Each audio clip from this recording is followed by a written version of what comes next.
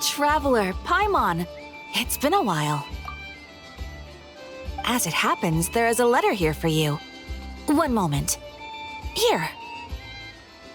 A letter? From who? Dear Diary, I'm Collei. I work as a trainee forest ranger under my master, Tighnari. I'm also studying at the academia. I've been getting better and better at reading lately. Mr. Alhaitham says that the written word is a crucial medium for exploring the world and understanding oneself. That's why I decided to start this diary. That said, what should I write about? Things are pretty quiet in Sumeru these days. Life is good. Every day is a fulfilling and happy one. When I think back to the days when I suffered from Elazar, or way back to when I was injected with God remains, I am in a much better place now. I hope it stays that way forever. I'll leave it there for now. Master said he'll take me shopping in Sumeru City today, which is great because I've been meaning to visit the toy seller at the Grand Bazaar for a while now. Collei, time to go. Yes, Master! Huh?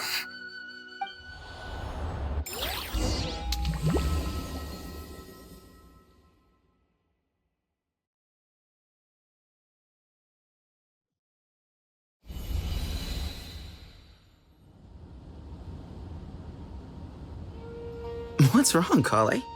Is there something on my face? No, sorry. I didn't mean to stare. Did Master Tighnari send you to pick me up? Master Tighnari? What are you talking about? Tighnari is the General Mahamatra. He's probably busy arresting criminals in Sumeru City. I mean, if that's what floats your boat, I can introduce you, but... Wait, Master Tighnari is the General Mahamatra? But what about Mr. Sino? Sorry? Oh, you mean that guy who just joined the Vahumana Darshan? Rumor has it he's the leader of the Temple of Silence. If that's true, it's pretty impressive. Sounds like you've been getting to know more and more people since you joined the academia. That's great, but don't let your forest ranger duties fall by the wayside, okay? What's going on? Sethos is acting like he's my master, and Master Tighnari has taken over Mr. Sino's job. Is this some kind of prank? If so, it's a weird choice of prank. But anyway, Sethos doesn't look like he's joking. What is this all about? Hey, you're zoning out again. I'm gonna buy some tools for the rangers. Why don't you stretch your legs a bit? It's been a while since you last visited the city, right? Wait! He's right. It has been a while since I last visited Sumeru City. Was it always like this? I mean, it feels familiar, yet somehow... something seems different. Is this really Sumeru City?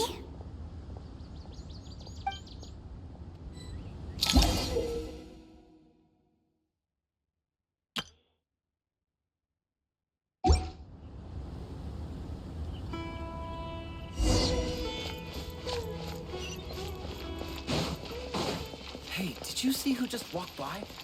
Would you like some fruit? How will I ever save enough money to buy maintain that peace. cut? I heard that Sage disappeared. Lord Kabe Bay, did you get a chance to review this month's accounts? Any feedback? You mean the version you sent over a few days ago? Yeah, I took a look when I received it. I was thinking that maybe our profit margin is a little excessive. I visited some of our commercial partners last month. Their earnings are very slim. Are you suggesting that we give up some of our profits for them? Well, since we have more than we need, yes. Making money for its own sake is pointless. Don't worry, I've already planned for it and the numbers look fine. We can adjust the rates starting from next month. Also, about that designer you hired, I've had to revise his proposal 3 times now, but he just doesn't seem to... Let's cut our losses. Pay him his fee and send him on his way. I'd like you to get Layla on this instead. She was Cyrus's student, and she designed the Palace of Alcazarzare. Seems like a much safer choice. Who's sneaking around over there?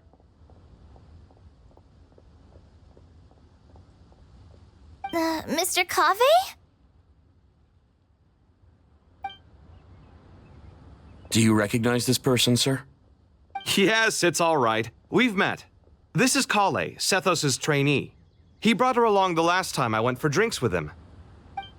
What brings you to the city, Kale? Is your master here too? No, this is all wrong!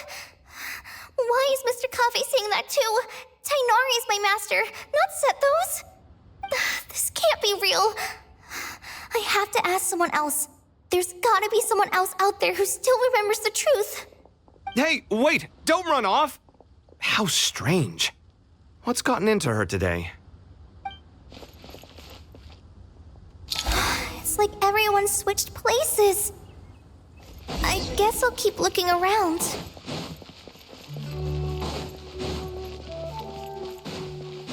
Would you like a cup of coffee? Students are under so much pressure. Lots of visitors today, I see. Welcome all. It's been a while. Hey, Rahman. You know that guy who sells face powder on Treasure Street? I haven't seen him around in a while. Any idea what happened to him? Oh, you mean a Hongar? Yeah, he got into a brawl with Shavirme on Treasure Street. He's been banned from setting up shop there for now. Seriously? Oh, well, that's a shame. I was planning to pick out some makeup for you. Oh, don't worry about it. The legendary Flame Mane discussing makeup with the Zubair Theater star dancer. Now there's something you don't see every day. Flame-mane? You know, I'm not actually sure when people started calling me that. Maybe the other Eremites thought I needed a fiercer title to scare people off?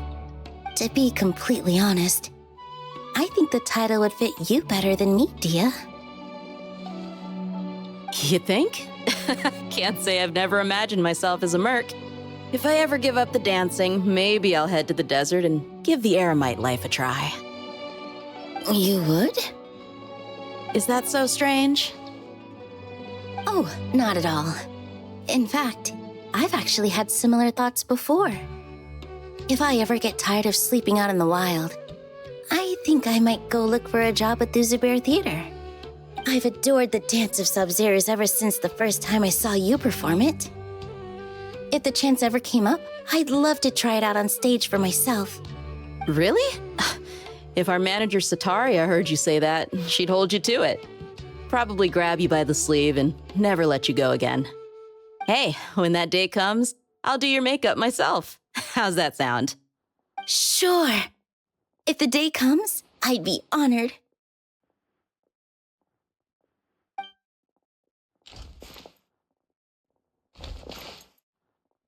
Everyone I know, everything I've ever known. Suddenly it's all a jumbled mess. The question is, who's right? Them or me? Oh, my head feels so heavy. I can't think straight.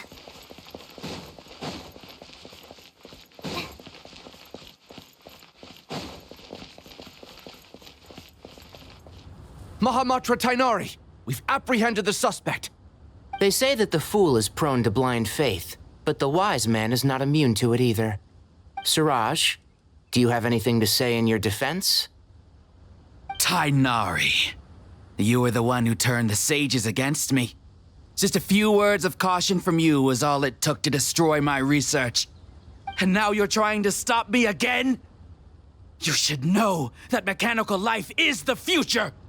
We must cast aside our useless flesh and... That's enough. I'm not in the mood to listen to your lunacy. Anyone could tell you how amateur your work is. Karina, Ilias, put him somewhere safely out of the way. Yes, sir. Next on the agenda is... Master? What is it? Wait, did Professor Zahahati send you? She's been encouraging me to take on an apprentice. Might be getting a bit ahead of herself there, though. No, Master! It's me, Collei! Listen to me. Something really weird is going on in Sumeru City. It's like everyone's identities have switched around. You're not the General Mahamatra. You're a Forest Watcher. Just yesterday, we agreed to come to Sumeru City today to go shopping together and... All right, there's no rush. Let's back up a little. Your name is Collei, correct? Although this is our first meeting, you do seem strangely familiar somehow. Is there anything I can help you with? No.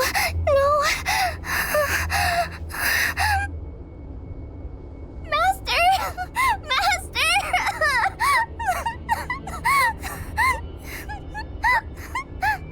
What is it?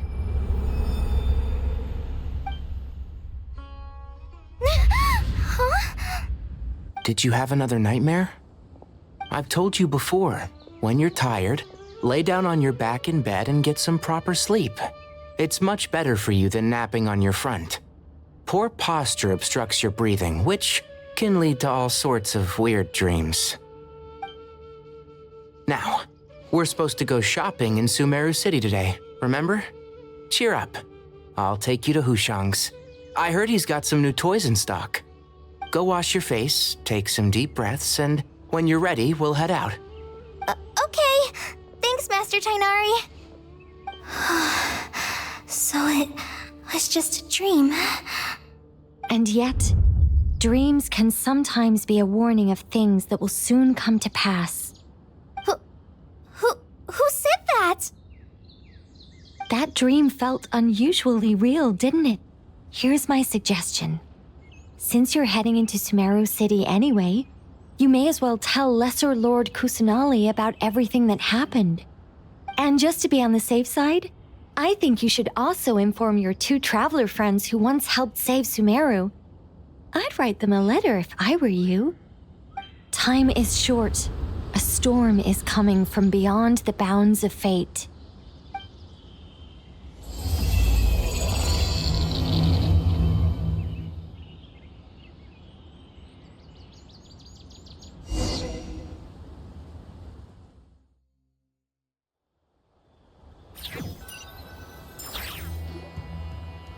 What a strange situation. No wonder Collei was in such a rush to write us a letter. Imagine waking up one day to find that everything around you has changed. You might not even recognize Paimon anymore. Oh, that's a scary thought. Let's get to Sumeru and find out what the heck is going on.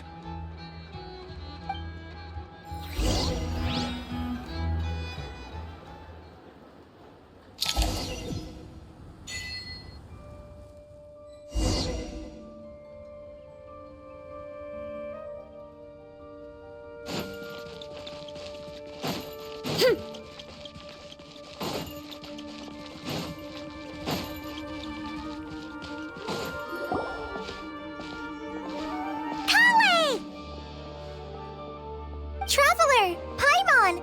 Thank goodness! I'm so glad you made it! Of course!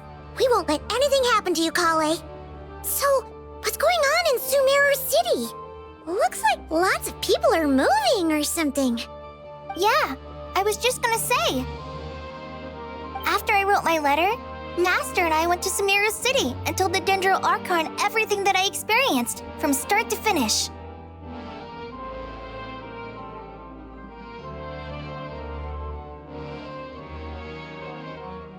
She was silent at first.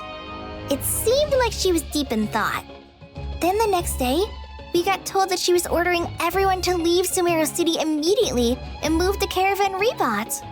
The entire population of the city has to move? Not just Sumeru City. The evacuation also includes Lokapala Jungle, Avidia Forest, Ashavan Realm, and Ardravi Valley. Basically, Everyone living in the rainforest must temporarily relocate to Caravan Ribat. Holy smokes! It's crazy! Yes, it's quite an operation. Even if people only bring the bare essentials, the scale is simply enormous.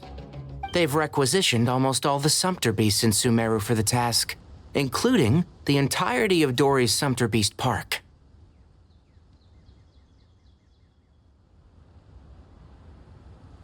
The Dendro Archon said that what Kale experienced was not a dream, but a warning.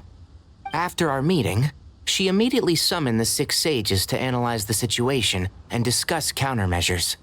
They concluded that the events seen in the dream are very likely to become a reality, and that an unknown danger is rapidly approaching.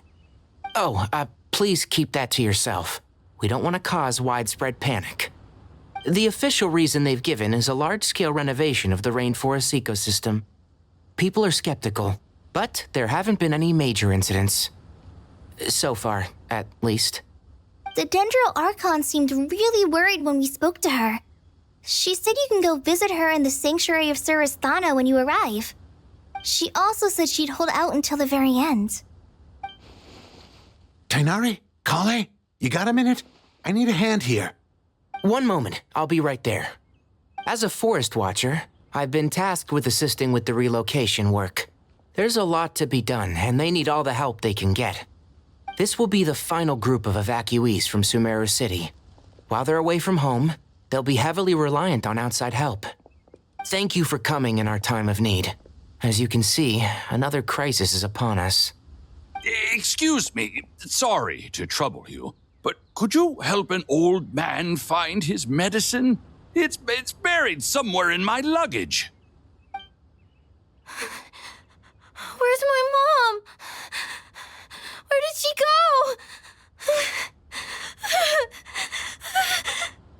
go? Don't worry, it'll be okay. Those items are worth a small fortune. Make sure you store them somewhere safe. You understand? I bet you thought you'd get away with this in the chaos, huh? Guess again. No petty thief gets past me.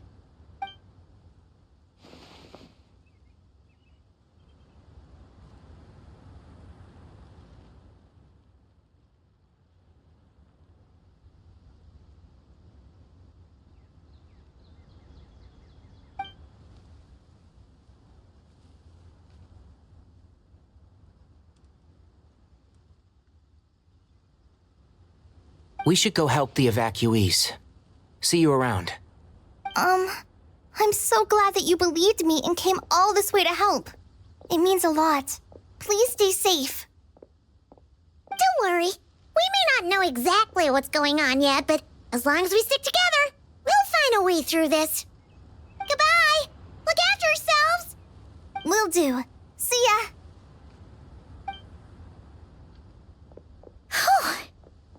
Paimon's not sure how she found the words to comfort Kale because, honestly, she's kind of nervous herself. Let's head to the Sanctuary of Surasthana and see Nahida.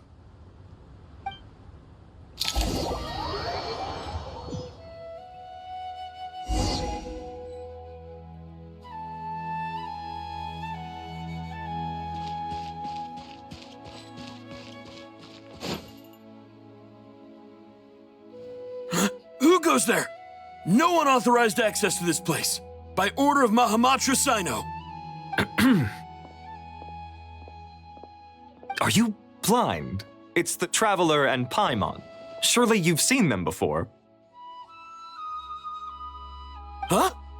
Oh, so it is. I'm sorry, I haven't been sleeping well lately. My nerves are a little frayed.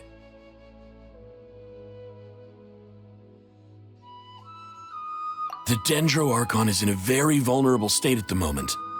Mahamatra Sino is concerned that our enemies might choose this moment to strike, so he's ordered us to strengthen our defenses. Just seeing you two again already puts our minds at ease. Please, enter. I'm sure everyone's expecting you.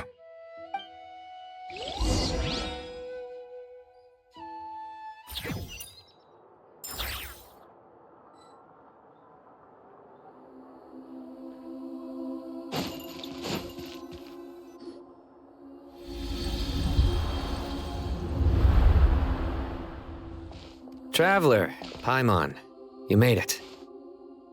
Aha! Perfect timing. Reliable helpers like you are just what we need right now. Oh, it's good to see everyone again. Kale gave us a rough idea of what's going on, but we still have a lot of questions. What kind of danger is Sumeru City in exactly? And how come everyone has to move to Caravan Rebot? At this stage, we can't be certain. We're investigating, but no definitive answers yet. I take it that Kale told you about her strange dream? Yeah. Apparently, everyone in Sumeru City was acting super weird. Even you guys. It was like you'd all switched places. That's right. Kale and Tainari reported the situation to the Dendro Archon. She believes that it wasn't merely a dream, and that whatever it was has something to do with Irminsul. It's a reasonable inference. Only through Irminsul can people's memory and cognition be so significantly modified in such a short time. We don't know why Kale would dream of these things, nor who was trying to warn her. The Dendro Archon decided to connect to Irminsul to investigate more thoroughly. Irminsul is connected directly to the ley lines. The tree serves as a central hub where the ley lines converge, and its core function is to record and store the world's knowledge and memories. But something has gone awry, severely compromising the performance of this core function. Information is bottlenecking inside Irminsul, hampering the ley line's flow. If this continues, new information will languish unrecorded, with existing records thrown into disarray. In short, the souls of the dead will be stranded, while the living have their sense of reality warped. In the long run, Kale's dream could well become a reality. And that's just the beginning. There's no telling what other nightmares could end up coming true.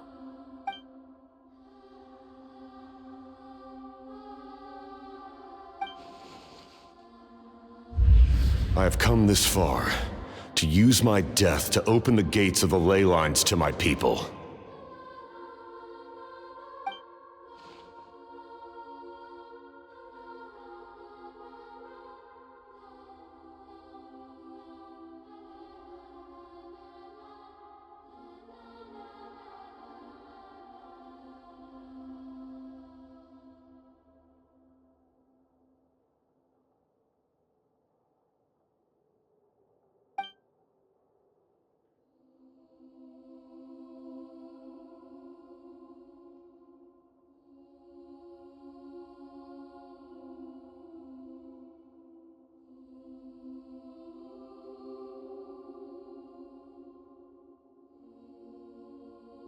Faced with a growing backlog of information, the Dendro Archon decided to connect herself directly to Irminsul and take over the recording and processing function herself.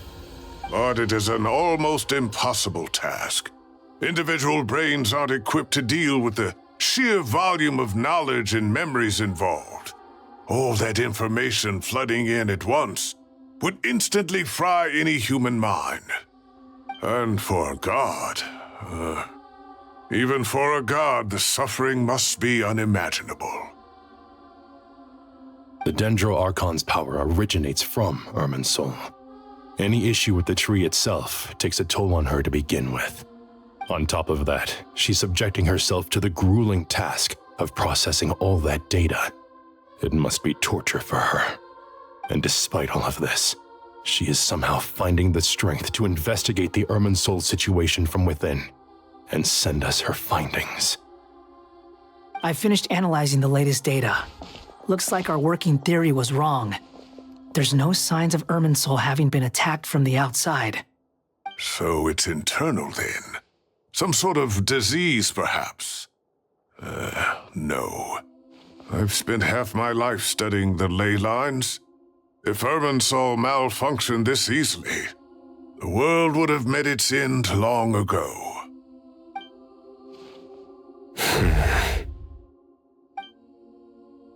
Sino? What is it? Not long ago, I got a tip from the Core of 30 that a large number of unidentified merchant caravans had recently been spotted entering Sumeru through Beta Harbor.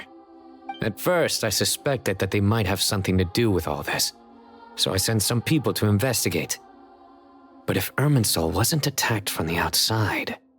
Don't you think there are more important things to worry about right now than guessing who's behind all this? It's been over 12 hours with no new intel. If even the Keeper of Irminsul is this badly affected, you can imagine how bad things are in there.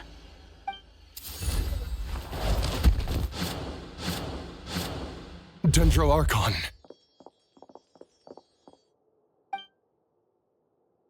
Nahida! What's wrong? Her breathing is weak, and her elemental energy levels are dangerously low. Looks like it's time to move to the backup plan. What's the backup plan? Get out of the city and take the Dendro Archon with us. The entrance to Irminsul is directly beneath the sanctuary of Surasthana.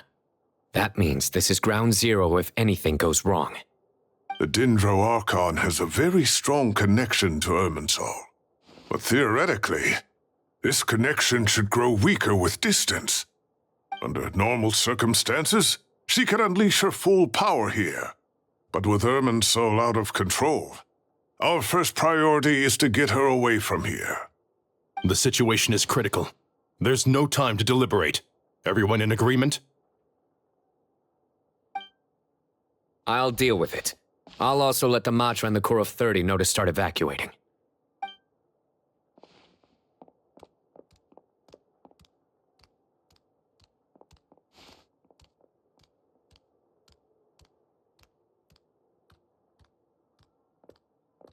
Let's go. No sense grieving when there's nothing more we can do. Agreed. We'll be back as soon as this is over.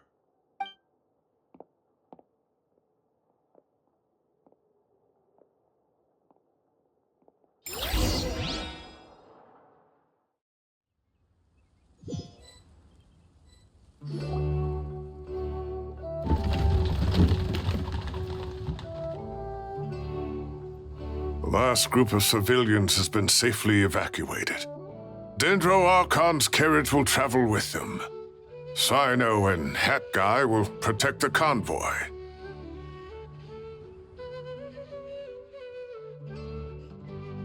With the Dendro Archon in a coma, we've lost our means of investigating the situation. And with Irminsul still deteriorating, we have no choice but to evacuate Sumeru City. Feels as though we're being pushed along by an invisible hand. Stop moaning, Cyrus. We're the teachers here. We should be showing a little more confidence, don't you think? A wise judgment. Let's move out to Caravan Rebot.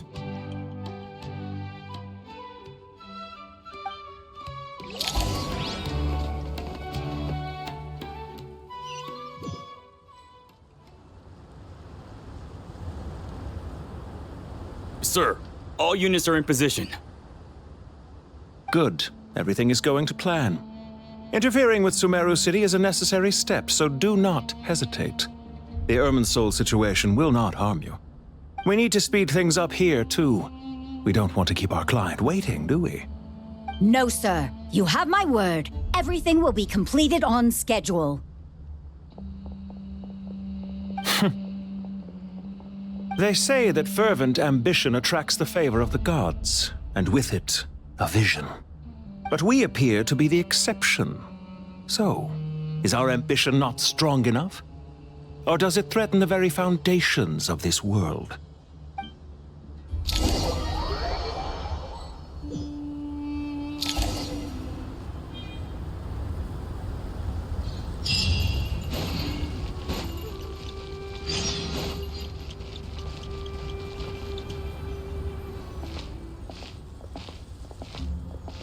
How is the Dendro Archon?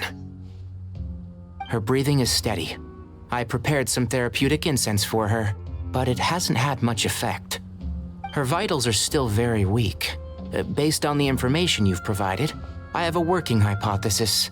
Her condition is partly due to Irminsul's influence, and partly due to a physiological imbalance caused by the rapid depletion of her power. Elemental energy usually flows through the body at a relatively constant rate.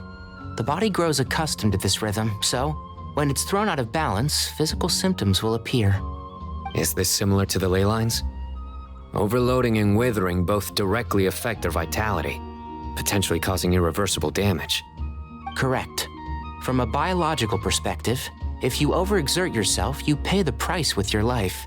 The Dendro Archon is not only drained of power, but her life force is at a critically low level. Is there any way to restore her health? I know the ley lines have strong self-healing abilities. As long as any blockages or pollutions are dealt with, they can quickly regain their vitality. But what about people? Well, gods. What's their capacity for self-healing? Before we think about that, there's a bigger predicament to resolve. Restoring the Dendro Archon's power requires us to heal Irminsul first. But that will be extremely difficult without the Dendro Archon's power. Paimon's already getting lost here.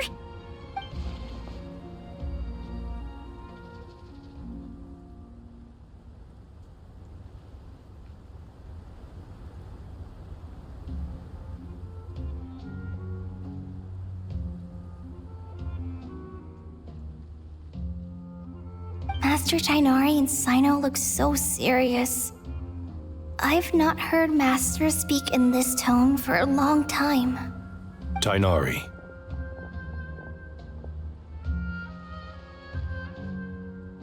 Master Nephis, sages.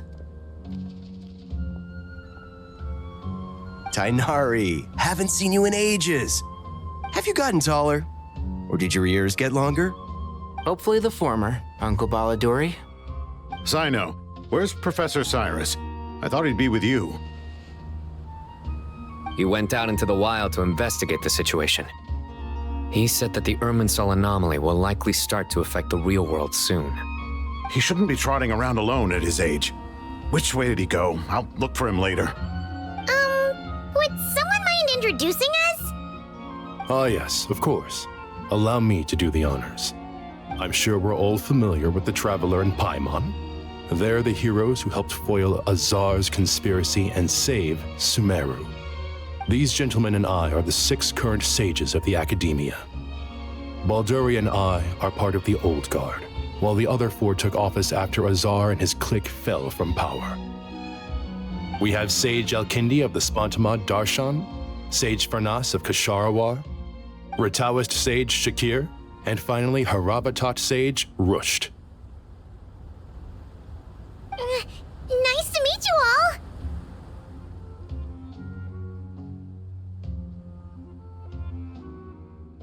I've heard much about you. Delighted to finally meet you in person. You're younger than I imagined for someone with the power to stand up to fate itself. Thank you for lending your aid to Sumeru once more. Once we're on the other side of this, could we get a photo together? My daughter has a friend named Isak. He's always talking about you two. Of course! No true hero would deny a child their wish. Back to business. So with the Dendro Archon currently in a coma, the people have taken temporary refuge at Caravan Rebot, but they cannot stay here forever. We need to come up with a plan as soon as possible. Farnas, any thoughts? Well, firstly, having reviewed the data, I'm inclined to agree with your assessment. This doesn't look like an attack on Irminsul from the outside.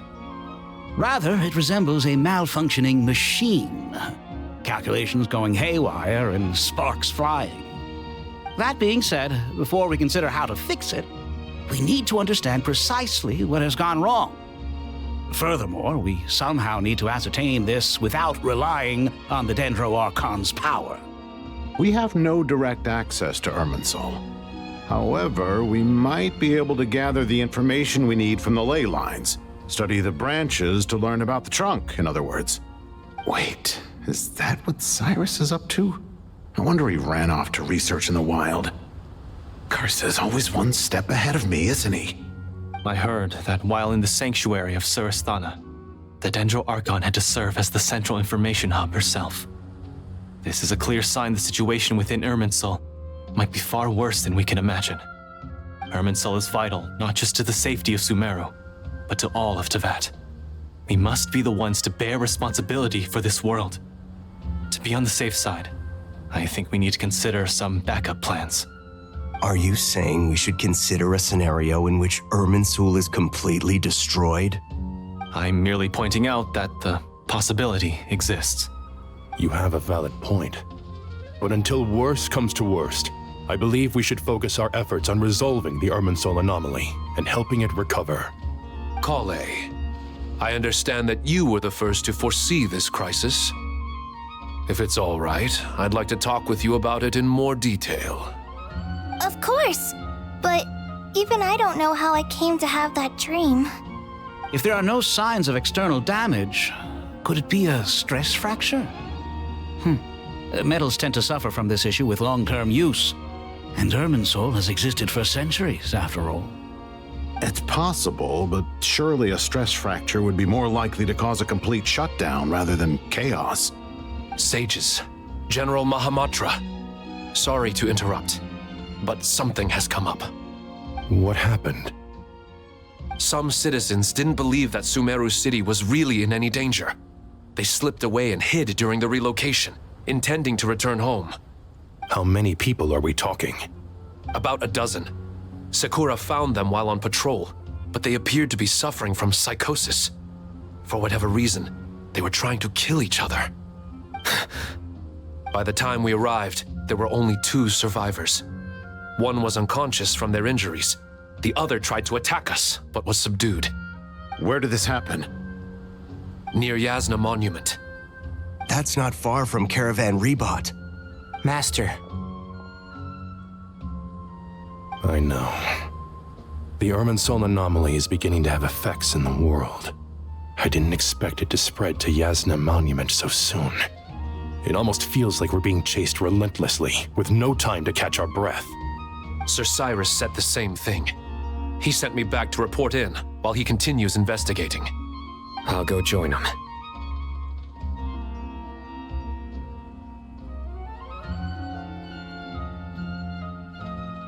Count me in too. Don't let my age fool you, I can still fend for myself. Very well. Meanwhile, the rest of us will continue discussing our next steps. Get back soon. Take care of yourselves. It's getting dangerous out there.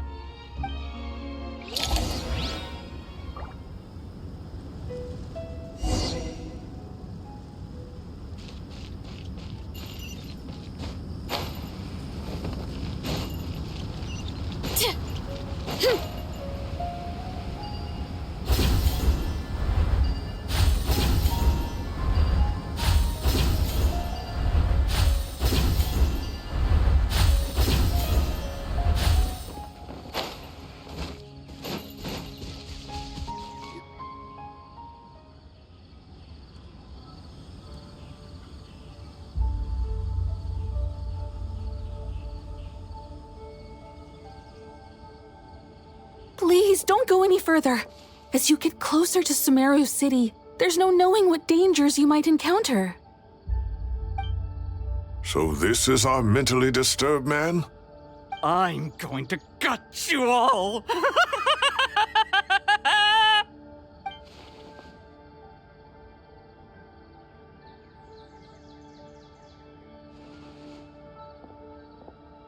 Cyrus, you didn't even bring a single guard? Do you think you're some sort of warrior? It's fine.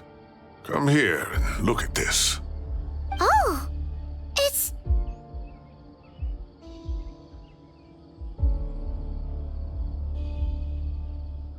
That's right.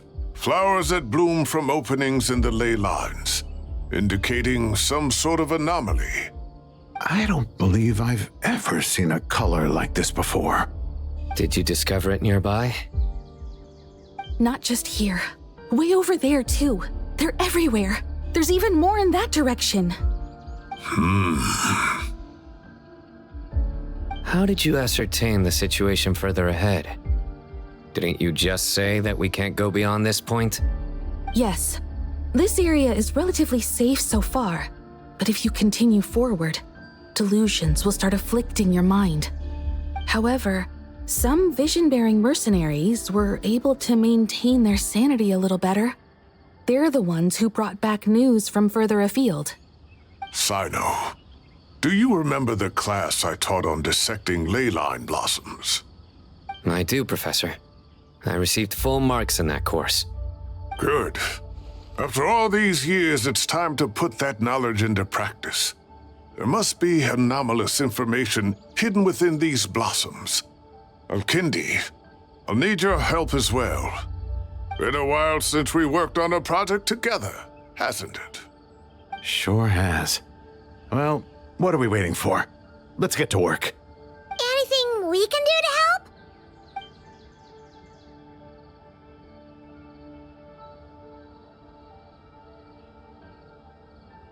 Will you need my help?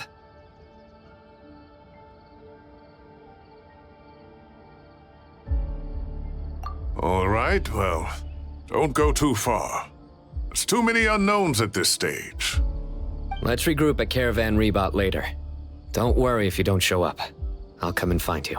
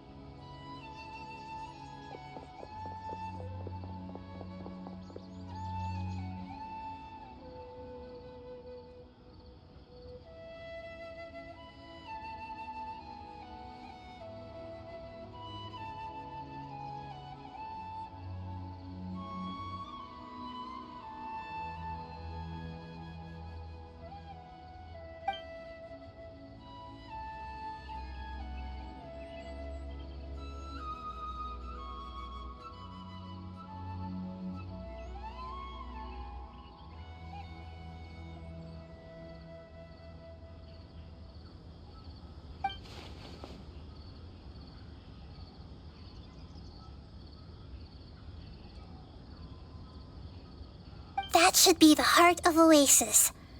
All we need to do is light it with the fire seed, and it'll restore a pep with elemental power.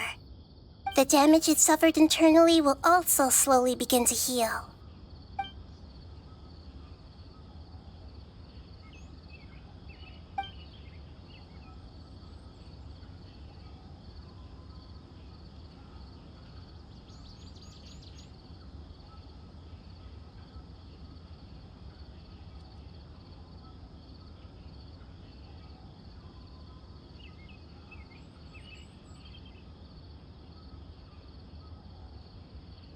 What is it? You thought of something?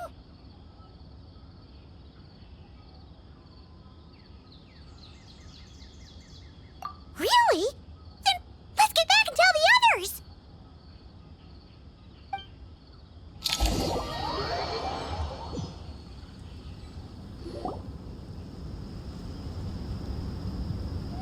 Whew. Glad to see you've returned safe and sound. Any longer and we would have gone out looking for you. Well, this is a nice surprise. Paimon sure feels better with everyone we know here. We've made some progress, so let's start by giving you and Paimon a quick update. By dissecting the ley line's blossoms, we've been able to deduce that although Irmin's soul is experiencing an anomaly, it has not completely rejected access from the outside. The Dendro Archon has the power to connect to Irmin's soul, but there's also another way. I assume you recall the devices everyone was wearing when you first arrived in Sumeru? Devices? Oh, wait. You mean... The Akasha terminals? That's right. Of course! It's been so long, Paimon almost forgot all about the Akasha. Wasn't it shut down, though? Yes, but although the system isn't currently operational, the technological infrastructure is all still there. And it turns out that a certain someone gets so bored at work that he's actually read through every single one of the instruction manuals. No prizes for guessing who that was. If praising others is that embarrassing for you, you can simply spare yourself the ordeal. As much as it pains me to say anything nice about him, there's no denying his intelligence. He rarely forgets anything he's read. The Akasha is exactly what Sumeru needs at this moment. Between us, we should have all the knowledge and expertise we need to get it up and running again. But if I recall correctly, doesn't the Akasha need a Gnosis to function? That's exactly right. The Akasha relies on the Gnosis as a power source, and in its absence, we'll need to find an alternative. To tackle this problem, it looks like we'll be relocating once again. Namely, to the Temple of Silence. Ring any bells? It's the only major institution in Sumeru dedicated to preserving the knowledge of King Deshret's civilization. You might find the answers you're looking for hiding there. I agree. There's a good chance. Master Nephis and the other sages have discussed it. As the chaos from Irminsul continues to spread, Caravan Rebot won't be a safe haven for much longer. We have to move into the desert next. The scholars and sages will head to the Temple of Silence, while the civilian population seeks refuge in Aru village. The Eremites will keep everyone safe during the journey, and Candace will be there to receive us at the village. This leaves us just one thing to worry about.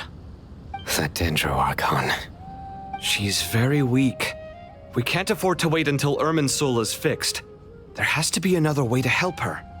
Huh, wow. Luckily, the Traveler had a eureka moment while we were out investigating. Really? Wow, nice one, Traveler. Let's hear it. What say our Amorta experts? Theoretically, it's feasible. From what you're saying, although elemental life and elemental energy have their differences, the Dendro Archon has explicitly stated that she can imitate the power of the former. In which case, as long as Apep is willing, she should be able to convert her own power into a form that the Archon can use. It wouldn't be difficult for her at all. The only problem is convincing her to help.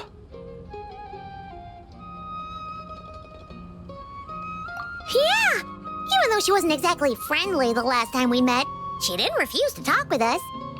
When she realizes the danger that Nihida is in, surely she won't turn a blind eye to it. Well, hopefully not. Either way, we're not exactly spoiled for choice here. Hey, it's better than having no options at all. I agree. Without Irminsul's aid, the legendary Dendro Dragon Apep may well be the only living thing in Sumeru who can help our Archon recover her power. There's no time to lose. I'll bring this proposal to Master right away. If he and the other sages agree, we'll split into 3 teams. The academics will go to the Temple of Silence to look for a solution to the Akasha problem. The Eremites will escort the civilians safely to Aru village, and the Traveler and Paimon will take the Dendro Archon to see Apep. There's still a long road ahead, and no knowing if we'll make it. But at least we have a direction now. I'll take it over floundering around in confusion. If there are no objections, then let's proceed. But before we adjourn, I would like to leave you all with some parting words. No matter the distance between us, there will always be an invisible force tying us together. May the bonds forged in the past shine bright like stars and open a new path before our feet. Huh. Is that from King of Invocations? No. This one's from King of Invocations, the sequel. What's the difference? The sequel's much cooler. Couldn't agree more. Well, it was very apropos. Once this is all over, I'll give everyone a copy of King of Invocations and the sequel to show my gratitude. Come on, let's get moving.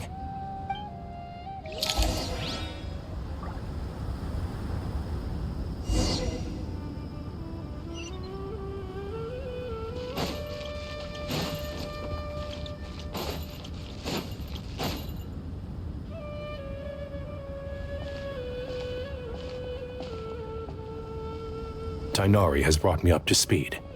I approve of your plan of action, but we can't proceed with everything right away. The people need to rest. For many of them, this will be their first time in the desert, so we'll need to find additional personnel to help escort them. You two, please go on ahead with the Dendro Archon.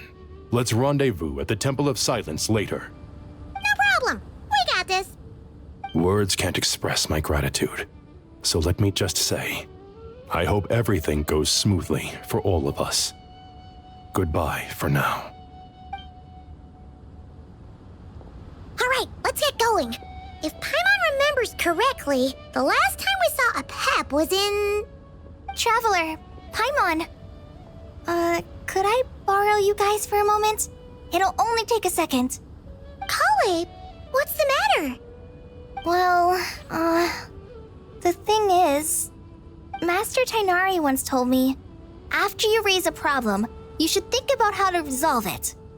But ever since I had that dream, I feel like I haven't been of any help at all. I tried my best to keep up with the conversation, but there was so much new information, I couldn't take it all in. So, I just wanted to ask, do you have any tips for me there? Paimon knows exactly how you feel. But fear not, everything you need to know is right here in Paimon's notes. Sumeru chapter. It's got tons of info about all the things we've seen and heard on our adventures. Some parts are a little simplified, but hopefully it all makes sense.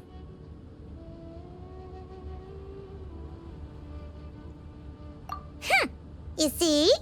Being the greatest guide in Teyvat isn't just a fancy title. It takes a lot of hard work.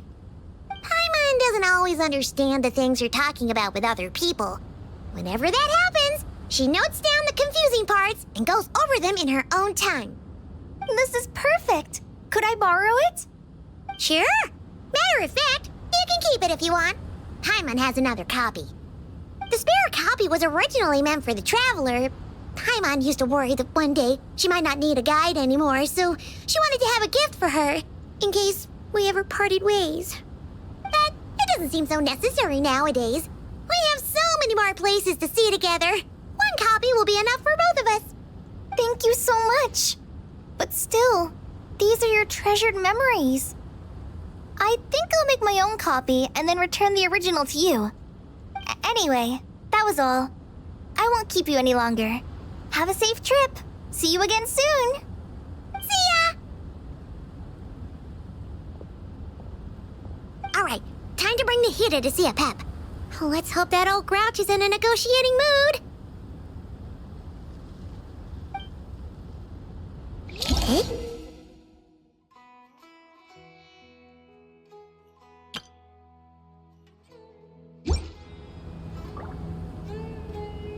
Actually, never mind. In a Pep size, Nervalet's probably one of those dragons who's grown too close to humankind. They might end up fighting for all we know.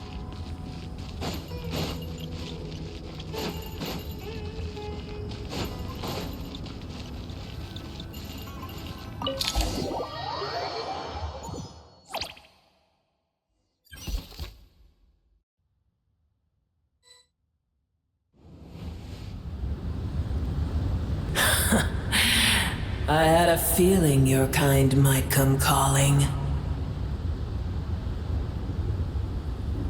The ley lines are in disarray. Something has gone wrong with Irminsul, yes. Even from a great distance away, I can sense that Sumeru is headed for destruction. You who took our home from us, prepare to watch as your own world is plunged into oblivion. Oh, how the cycle of history comes to a poetic conclusion.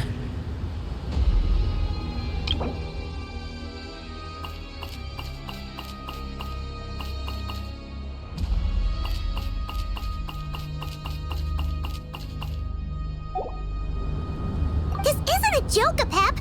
The heat is in grave danger! Can you please help her? Is she now? Then do explain. For what reason should I lend Boer my assistance? Be not mistaken. The fate of Sumeru is of no concern to me. I am neither the god of this land nor its guardian. I may have given my tacit agreement as your kind built homes here and multiplied for generation upon generation. But that does not mean that I bear any responsibility for Sumeru. Tiny boor, puny humans. In my eyes, all of you are but intruders who followed in the wake of the heavenly principles. I am not obliged to be your savior. Pep, if you truly despise gods and humans so much, well, after the great humiliation of being helped by a god in the past, shouldn't you be jumping at this chance to balance the scales? Now that is a compelling reason. When El Ahmar plotted against me and I was tortured by forbidden knowledge, it was Boer who saved me from agony. And though I regard with shame the pity of my enemies, to receive aid without repaying it would likewise tarnish a dragon's dignity. Oh, tiny Boer, puny humans. Just this once I shall deign to show you the true power of dragonkind. Whoa! It's happening again! We're gonna get sucked in!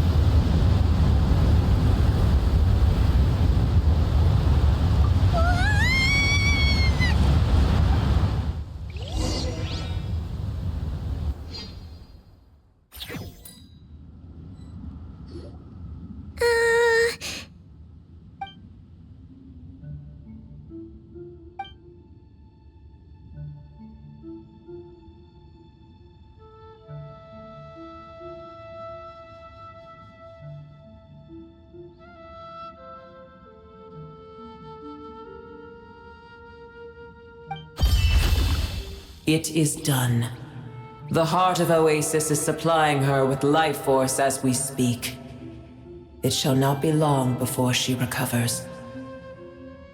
But I should warn you, Boer's existence is closely intertwined with Irminsul. Unless the issues plaguing it are resolved, she will never completely recover her former strength. Oh, thank you. Spare me your words of gratitude. You may also spare me your feigned concern.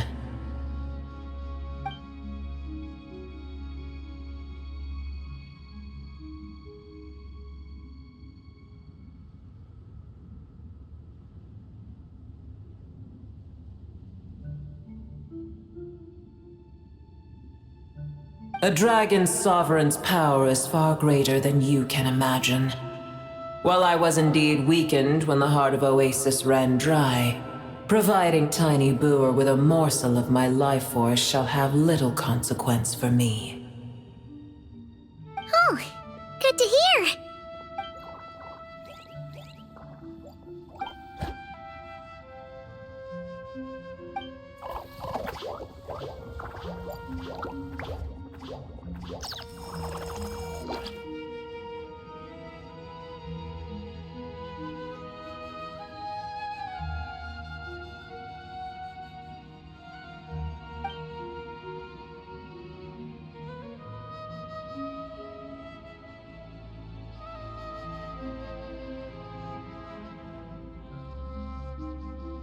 Ever held in high favor, I see.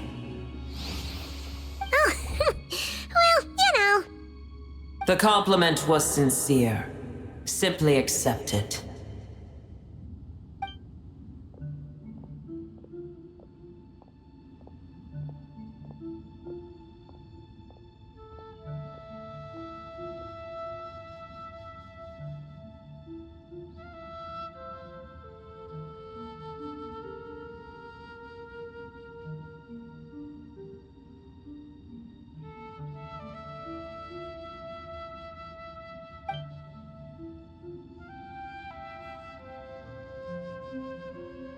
I did once. That tree was not planted by the heavenly principles. Irminsul existed before they ever arrived in Teyvat. What? There was a time when it belonged to Teyvat, to dragonkind. Its appearance and function then differed greatly from today. The ley lines flowed with an abundance of a familiar, primitive form of elemental energy. You may know it as the power of the Light Realm. The heavenly principles usurped and refashioned Irminsul, made it serve humanity, and used it to anchor the fate of the world. Yet in the end, humanity has failed to protect it. Heavenly principles, God of gods. It makes me sick. The enmity between your kind and mine can never be bridged.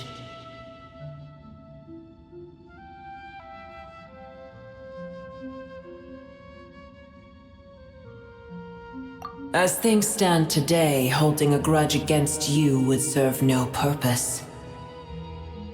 But there will come a day when we reclaim this world for ourselves. The opportunity will arise no matter how long we must wait. I can already sense that far away from here, the Hydro Dragon has wrested his authority from the hands of the usurpers. Though we have yet to meet, I know that we are both preparing for our revenge day and night. Uh-huh.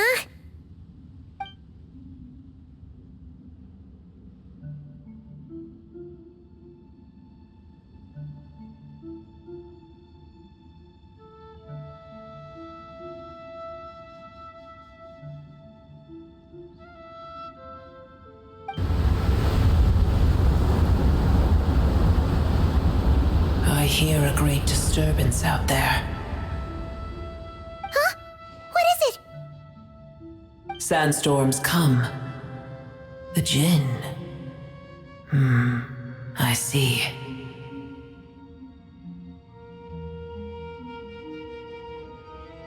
Another calamity approaches. You both seem restless.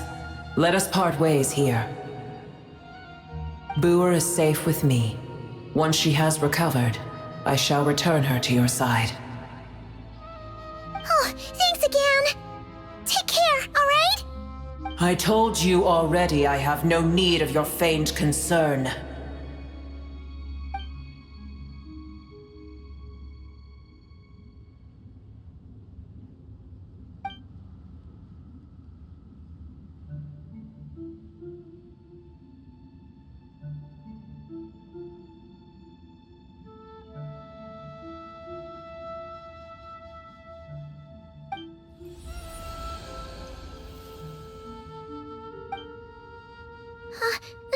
Nahida? You're awake! Are you okay? Cease your interrogation. Yes, she awoke for a brief moment, but she has now lost consciousness again. Take it. We shall talk more at another time.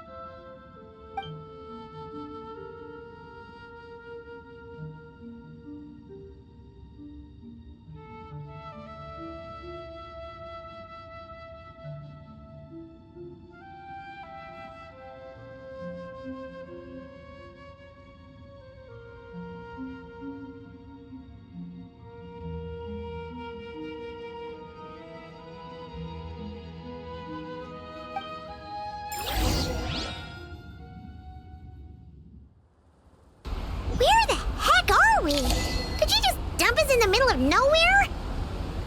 Wait. No. Paimon remembers now. The Temple of Silence is over that way. Come on, let's go find the others.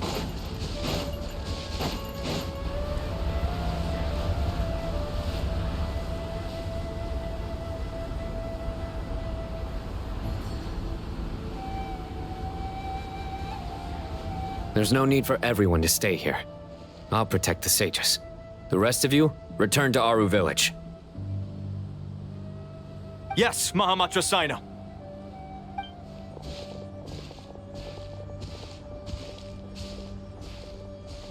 Sino! What's going on?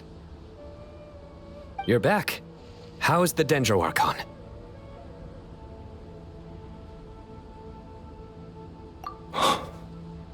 What a relief.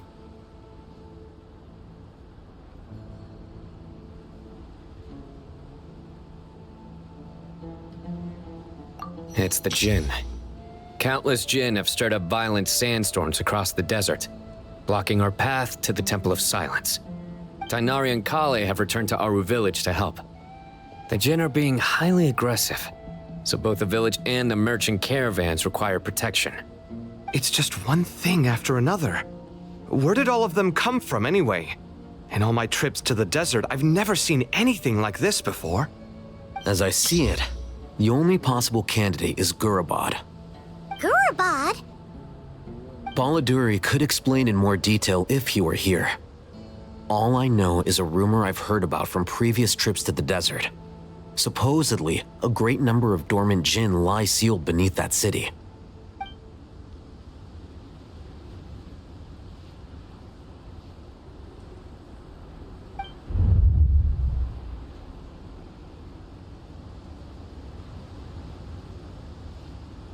Gurabad is, for me, a fated land.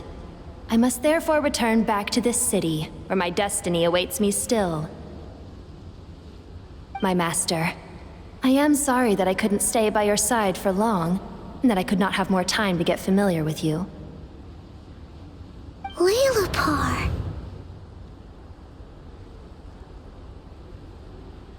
Yeah, we once said goodbye to a friend there.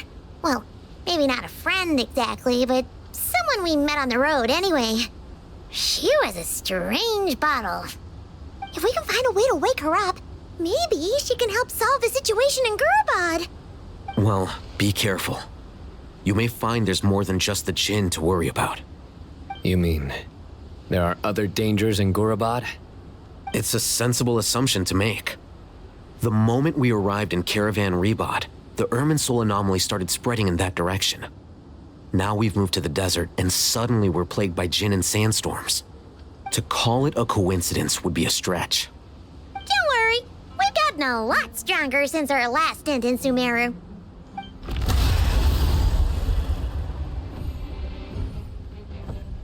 Ah! When did they show up? It appears the monsters native to the desert have been stirred by the Jinn's activity.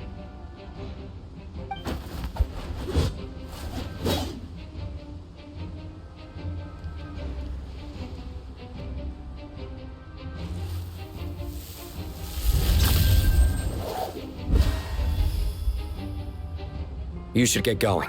We'll take care of things here.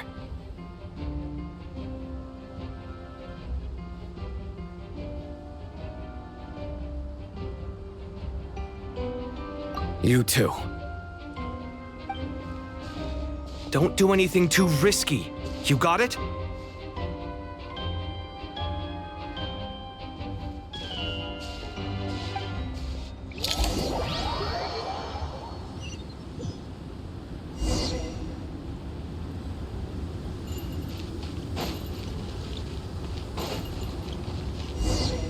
The Jinn are swarming out of Gurabad!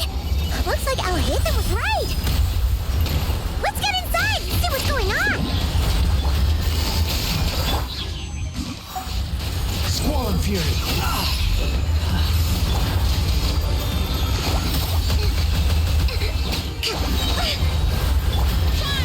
Hero incoming!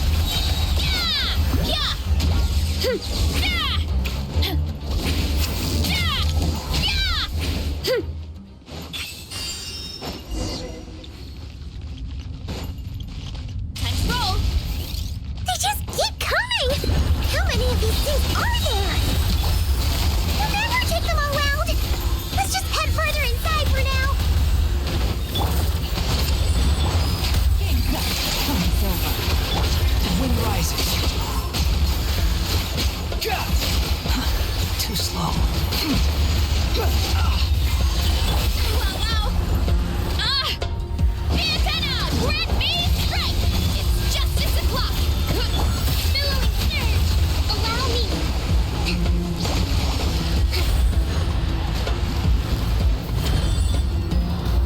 Target spotted! All units at the ready. The Fatui? They must be using this place as a stronghold! Are they the ones behind all this? Hold the line! Hero incoming! Hero incoming! The wind rises. Take too long.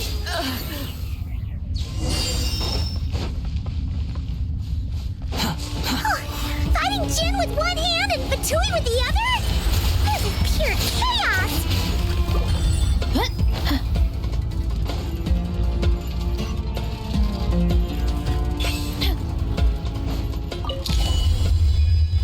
That was a cheap shot. You see that strange machine?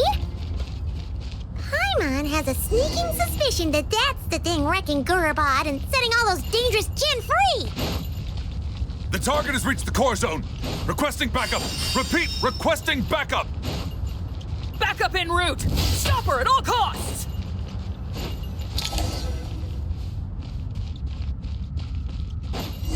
Hurry up, Careful! We're back again!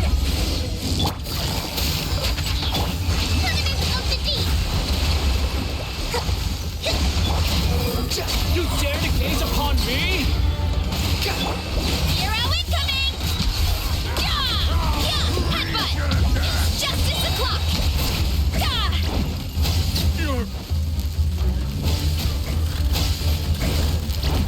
Success! Nice one, Traveler! Let's keep going!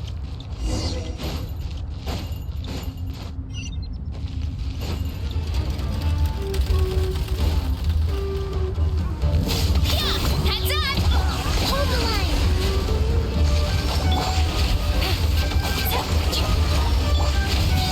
Smash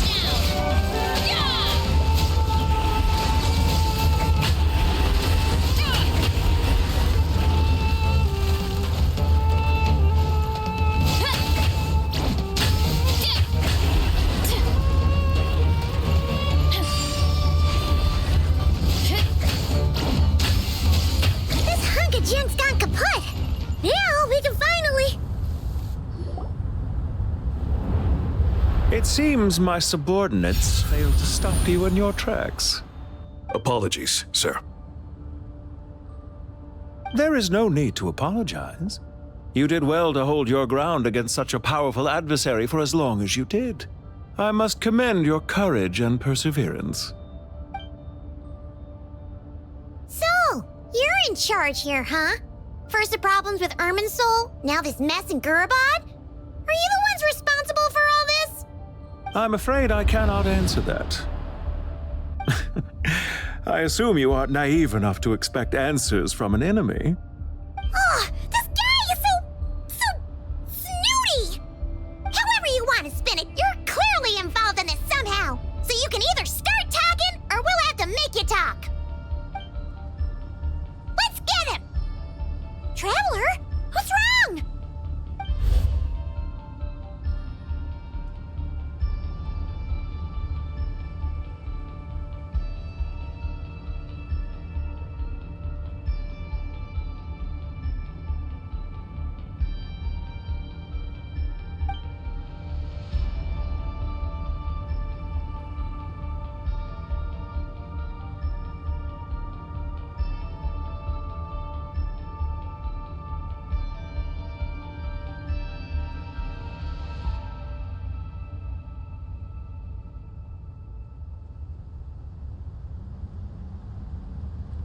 You're remarkably calm. Some would act more rashly upon finding the ringleader all alone, but you keep your cool. Even as your enemy, I must applaud you. Did you show yourself just to say that? Is this you trying to take back control of the conversation? Unfortunately, I really don't have anything to say to you. I am here merely to indulge my own curiosity. Your names are well known among the Fatui. Naturally, I wanted to observe you up close while I had the chance. Hey! Don't treat us like we're some kind of exotic animals in a zoo! Oh, I wouldn't dream of it. You seem rather predisposed to misunderstand me. I'm quite aware that you are both heroes of great renown. You have resolved crises in many nations and won countless allies along the way. I've been following your adventures with great admiration. My only regret is that the trajectory of your journey conflicts with our goals. What do you mean, admiration? Sorry, but that sounds pretty weird coming from you. I don't see why. We may happen to occupy opposing sides, but there is no cause for deep-seated enmity between us. To respect one's enemy is to respect oneself. Well, now that you're observing us up close, what do you see? I've observed as keenly as I can. Yet, while I endeavor to understand, your true strength remains a mystery to me. Violence is not my area of expertise either, so, you see, I would much rather converse with you like this than determine a victor with the edge of a blade. Besides, I've heard that even 3 moons in the sky fail to eclipse your brilliance. I know better than to bite off more than I can chew. 3 moons? So, you have a connection with the Harbinger, the Doctor. Well deduced. Our commander, Dottore, died in Nodcry, but there are things that do not end with his departure. We must... Look at me. I almost divulged more than I should have. What are you after? Revenge for Dottore? Or are you plotting something else? I've said quite enough, I believe. There's no point in continuing this conversation, except to say, I've noticed that you seem to know your way around here quite well. A repeated visitor to Gurabad, are we? Ugh. I'll take that as a yes. Then I'm sure you'll have heard the story of this place. The mother of the Jinn, Lilupar, and the tragic tale of her vengeance that spanned 3 generations. It was right here that Lilupar once helped the wise to ascend to the throne. But from that moment on, every king who sat upon it was corrupted by power. These degenerate rulers lost control over their nation, and with it, the right to occupy that exalted seat. What are you trying to say? I once admired you for your adventures. That is the earnest truth. But it appears to me that your journey serves ultimately to uphold the rules of this world. Are these rules truly just? Does the heavenly principles rule with wisdom or folly? And how can we be sure that the 7 who wield authority over the world will not be corrupted? Do you seriously think you're gonna convince us of anything? Convince you? I'm sure my commander already tried that. Why would I waste my breath doing the same? If a few words from a stranger were enough to make someone completely change their stance, it would only prove that they never had a firm will to begin with. I am merely stating my position, so that we might understand each other better. One's enemy in the present may not necessarily be an enemy for life. As for what game I'm playing here, I'm simply buying some time. But now I must bid you farewell. It was a wise decision not to attack me immediately.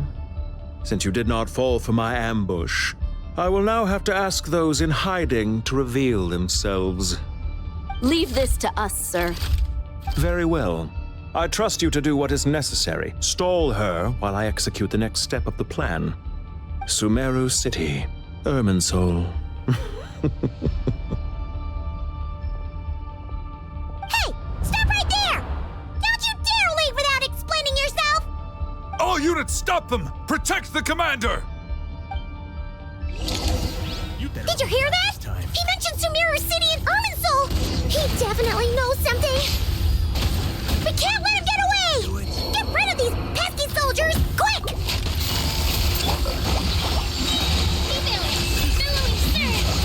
Save yourself! Too strong! Squall Fury!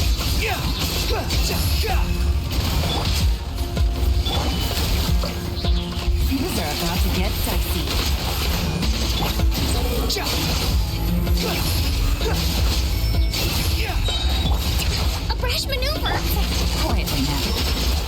rear guard to the front. Don't let them through.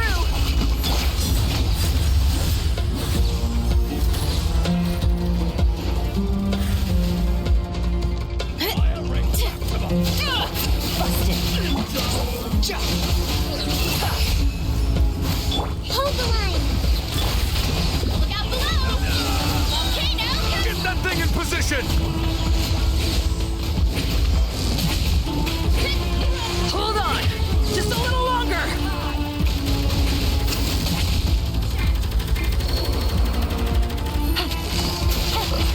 Tapping hold! Know your place! Rest and rebuild. Right from you. Let's move out. Gotcha!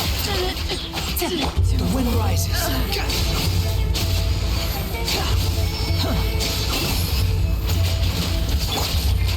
Game's up. Time's over.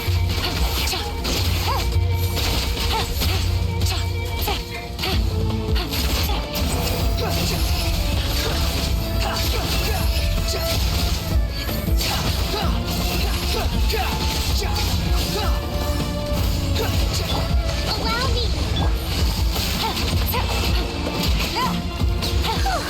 We finally beat them. That mysterious guy can't have gotten far. Let's catch up with him.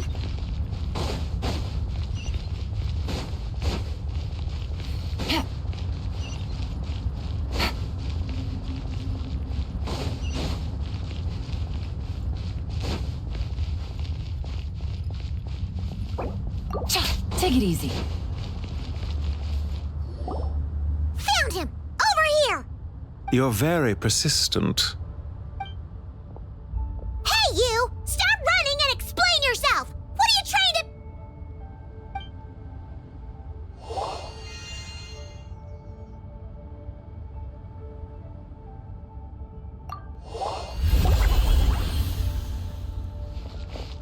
What's this? Relax. A small trap like this won't be enough to hold you. The sandstorms from Gurabad will die down soon enough, but this small window of time was all we needed to launch the next phase of our plan.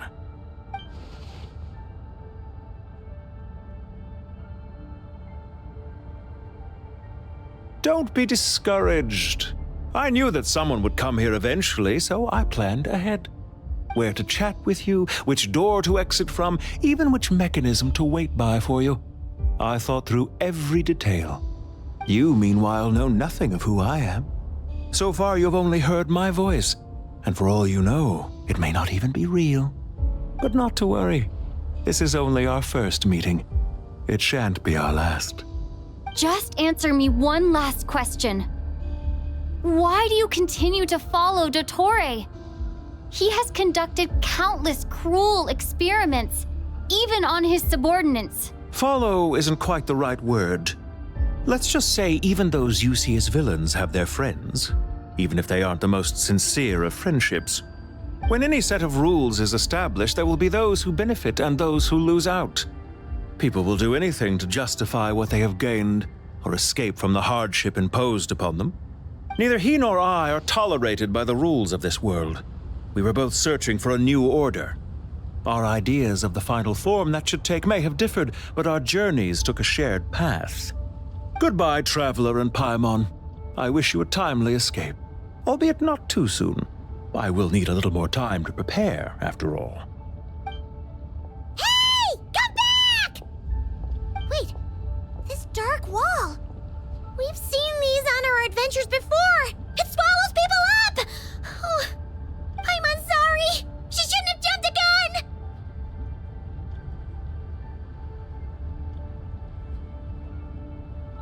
Oh, okay. He may have fooled us this time, but we'll get it back!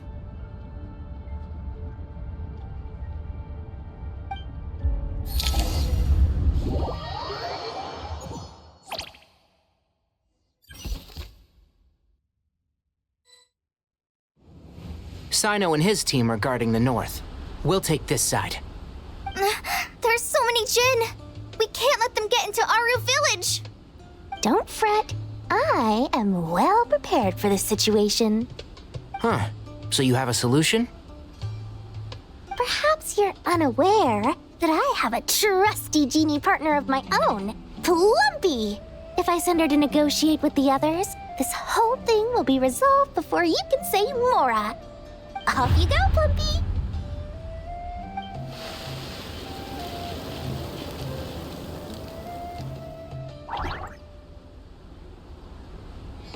Come on, what's the holdup? 5,000 Mora. 20,000 Mora.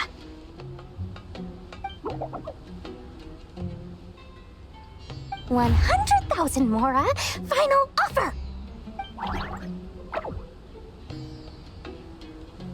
Ah, so she's a hired partner.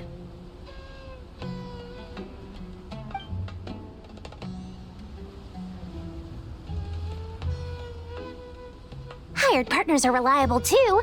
Plumpy here is a highly skilled negotiator. You'll see. Just a few words from her and...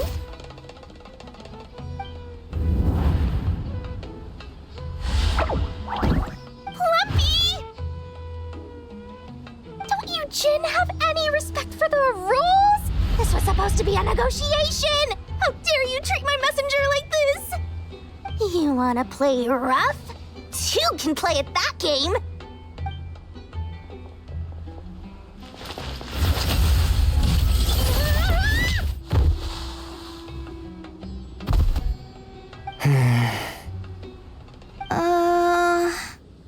Looks like it's up to us now. Be careful, Kale. Yes, Master.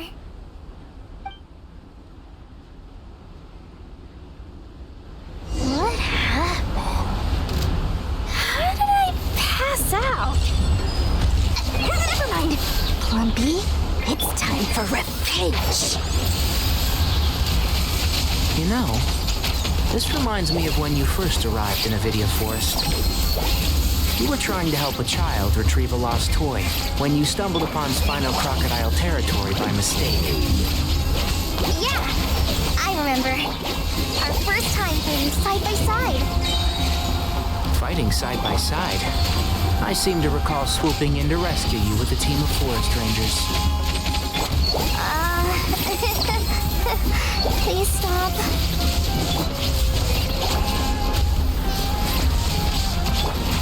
Can't see?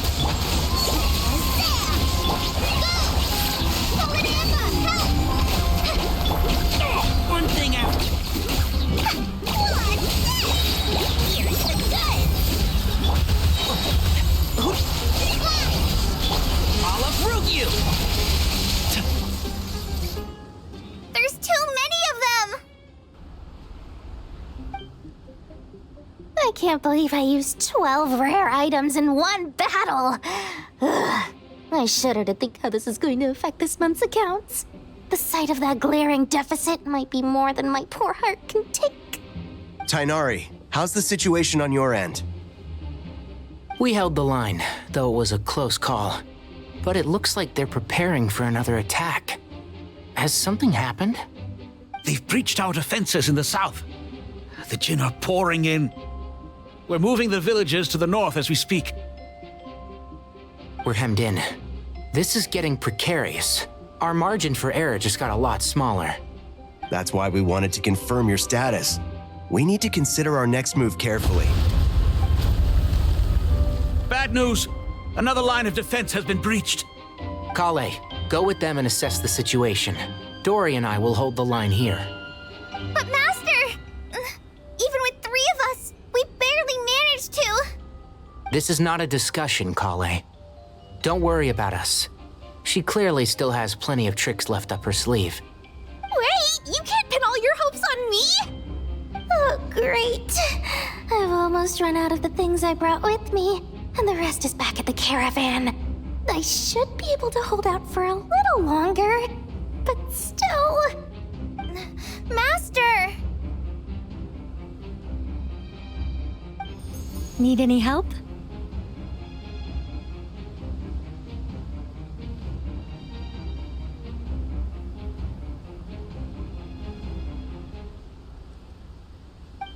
Huh?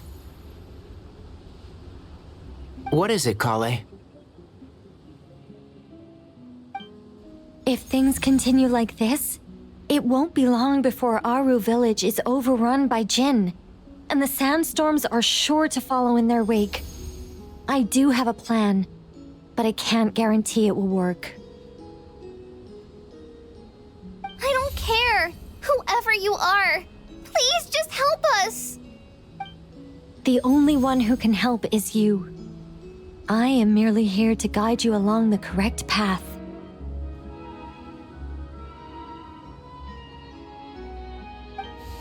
I am a spirit created at the beginning. I am a flickering illusion. I am the shimmering light that flows from the eyes of the Creator. What do you mean?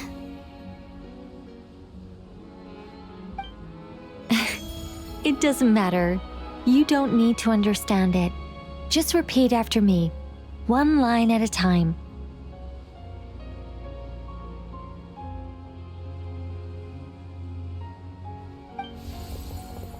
Watch out! Jinn incoming! I am a spirit created at the beginning.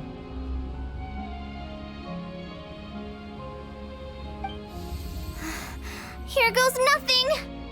I am a spirit created at the beginning.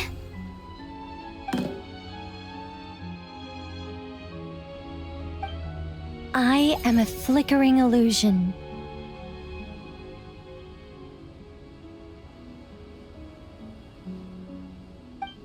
I am a flickering illusion.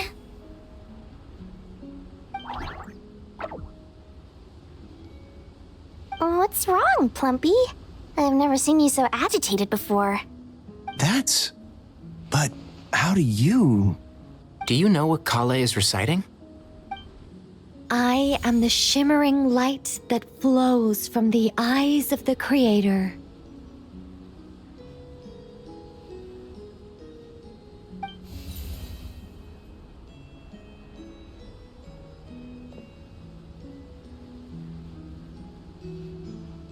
I am the shimmering light that flows from the eyes of the Creator!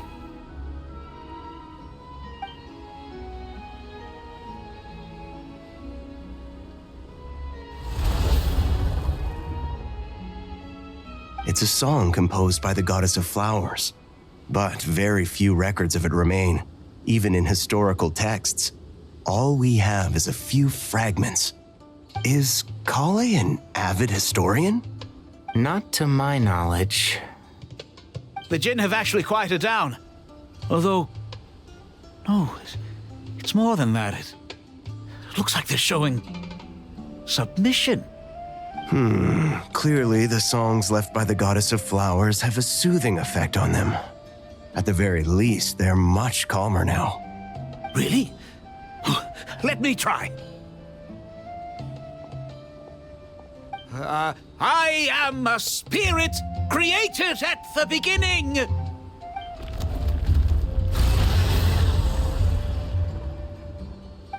Don't stay away. I'll stop. I'll stop. It seems like the song only works when Kale recites it. But why? Kale.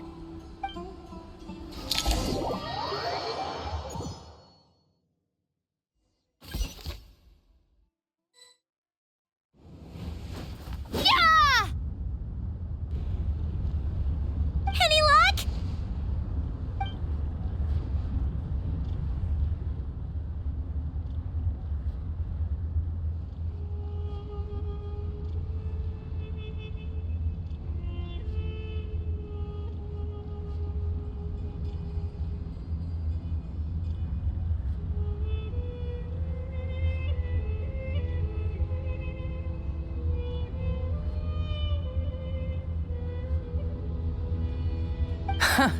When I heard that loud rumbling in the distance, I thought the shifting sands had bust open the gates to some ancient treasure vault. Turns out it was just you guys. Huh? Wait, that sounds like... It's been a long while. Did you miss me?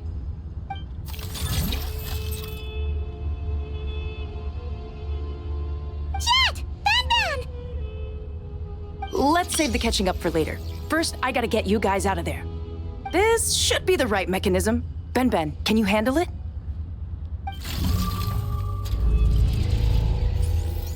There we go. Come on, let's leave this place.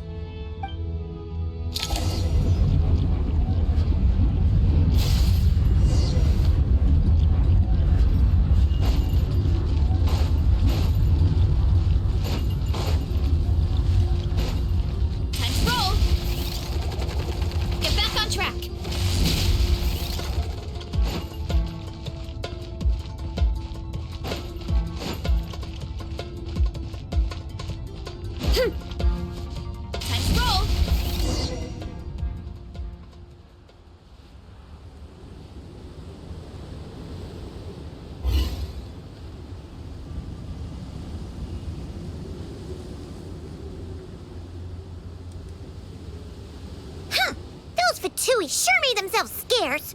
It's like they were never here. The Fatui? They came to the desert again? Yep. No idea what they're planning this time. They were being very coy about it. How have you been, Jet? Well, since we last met, I've started my own band of mercs. We've actually made quite a name for ourselves.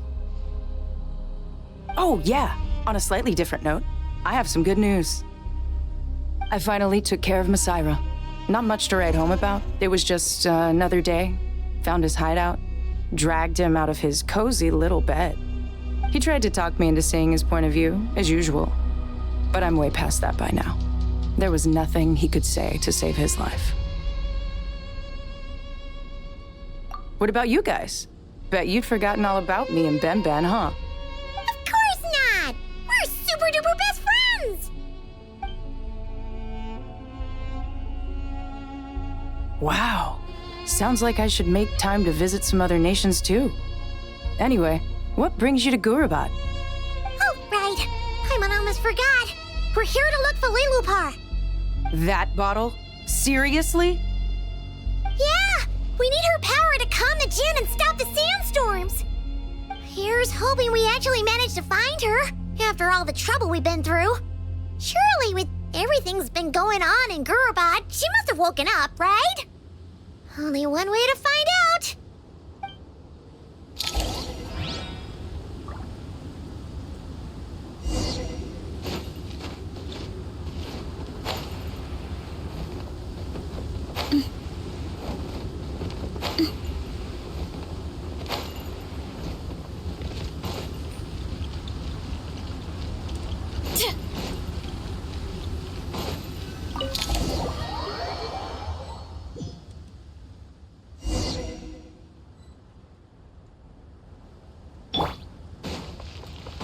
Let's see. She should be around here somewhere. Aha!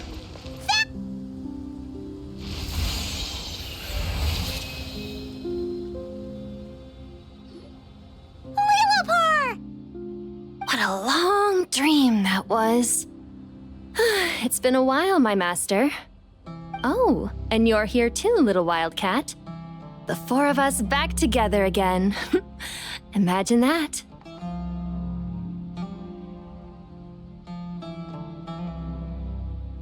After we last parted ways, I merged with the land beneath Gurabad to suppress the dark calamity stirring in the depths.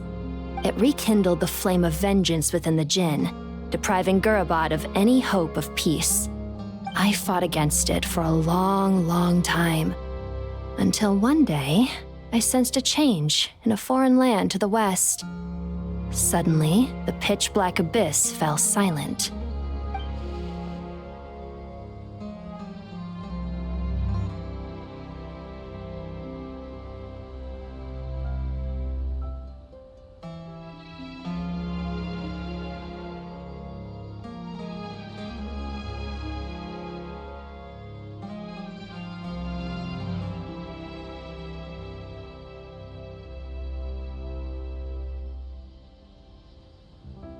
Once satisfied that that dark power could no longer bewitch the Jinn, I too fell into a deep slumber, from which I have only now awoken. Why have you returned to Gurabad, my master? And why is my sand-swept homeland in disarray once more? Luckily, Sumeru's in danger and a lot of our friends are affected. Some bad guys messed around with Ermin's soul and now they've released the Jinn in here. We managed to chase off the culprits, but we have no idea how to seal this place back up and stop the sandstorms. Child's play. I shall quell the Jinn and scatter the storms. Thank you, Lilupar. No need to thank me, my master. I have granted many wishes in my time, and this was the most trivial of them all.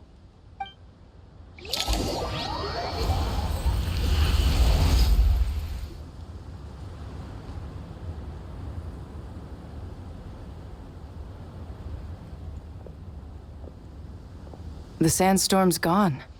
The sun shines bright again. When I said that we'd meet again under a lovelier sun, this was exactly how I imagined it. Yay! Although, honestly, Paimon would love to hang out with you more, even if the weather sucked.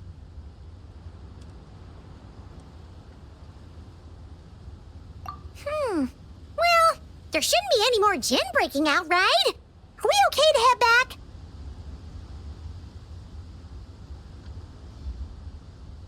Sounds good. You can introduce us to your other friends. Another adventure begins. Lovely. The storms have stopped!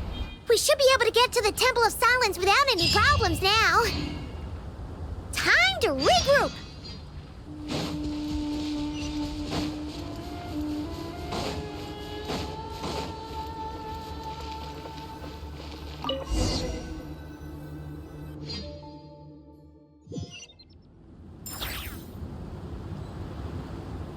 Let's move out.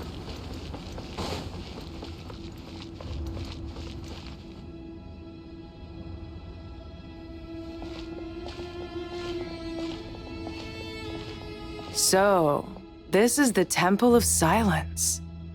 I've heard the Nagarjanites mention it in passing, but I never imagined it would be this big. It's colossal. I thought the temple moved to the rainforest ages ago. When did they scamper back into the desert? I don't know. This plan sounds a little too risky for my liking. Even in King Deshret's day, this was experimental technology. We have no idea what could happen if we activate it. Well, unless you know of another viable alternative for the Akasha terminal, I'm afraid this is our only option. The plan is sound, and the risks are manageable. However, if we are to proceed, we must act quickly. The scale of this project is enormous. Even with Kaveh, Faruzan, and every other scholar of mechanics working on it full-time, the proposed modifications won't happen overnight.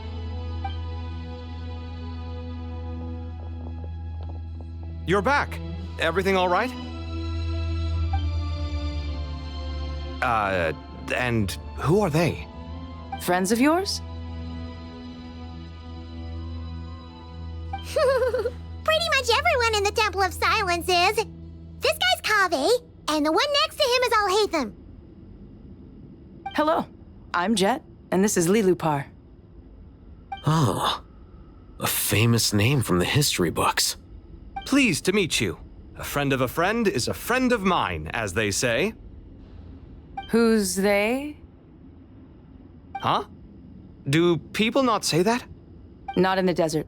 Friends you can trust, but friends of friends? Gotta keep an eye on them. Still, I do trust the Traveler's judgment. I'm sure you're good people. The sandstorms have calmed down. I take it the Gurabad problem is resolved? What did you find?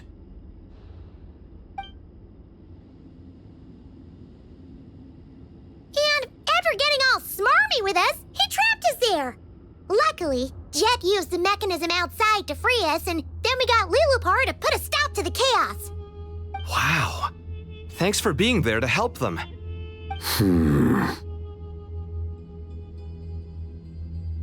So, this mystery man openly admitted that he was merely a Harbinger subordinate. Yeah? Is there something weird about that?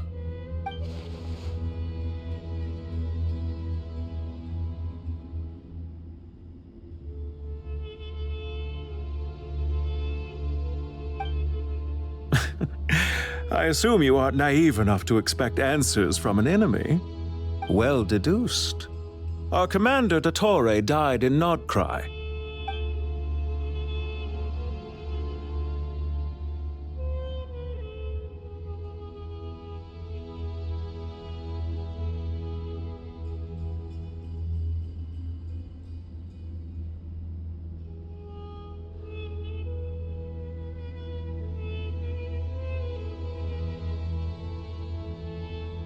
Are you wondering about his true identity? Or do you think there's a big conspiracy behind all this? I wouldn't go as far as to call it a conspiracy. Just the simple fact that having someone to shift the blame on tends to prove useful should trouble come knocking later. The most important thing for now is to solve the immediate problem. Perhaps that man knew you wouldn't have the resources to investigate his background and so didn't put much effort into disguising himself. This is all getting a little cryptic for me. I'll let you guys talk while I take a walk with Lee Lupar.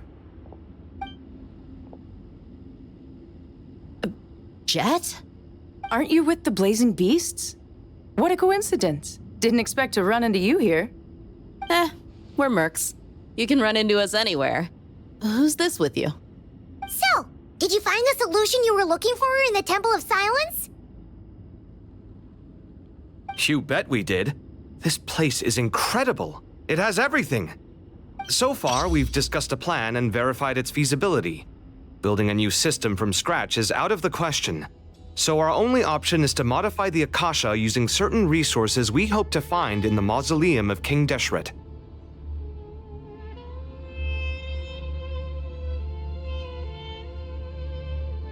According to certain sources in the Temple of Silence, there is a core device in King Deshret's mausoleum known as Aru.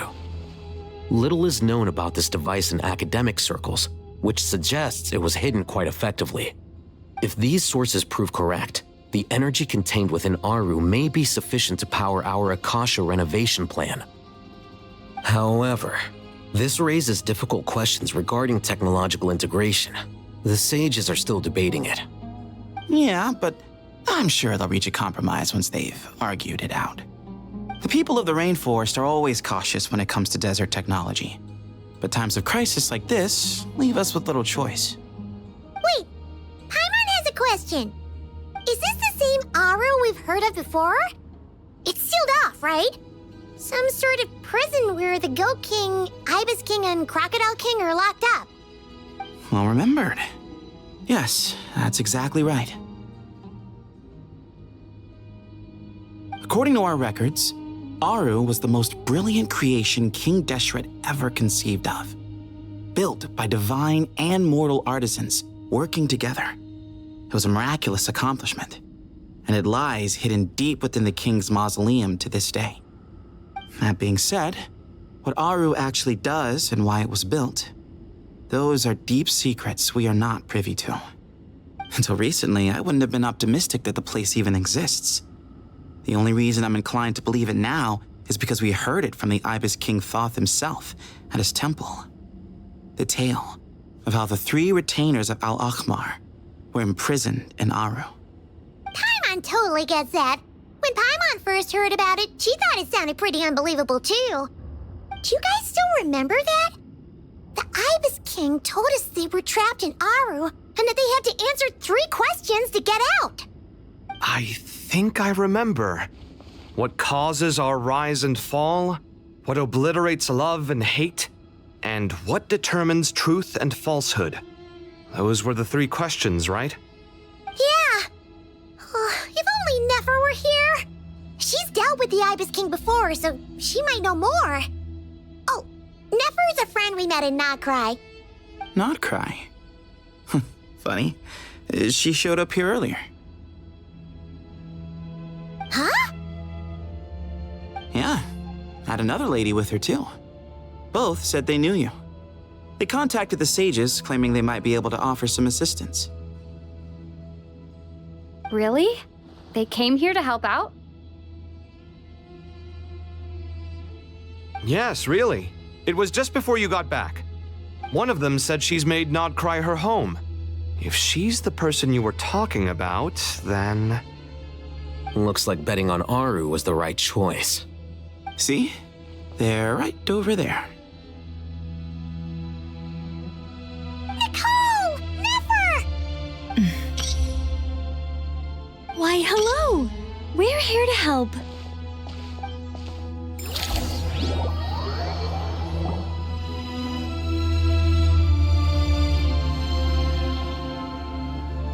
It's a good thing we left early.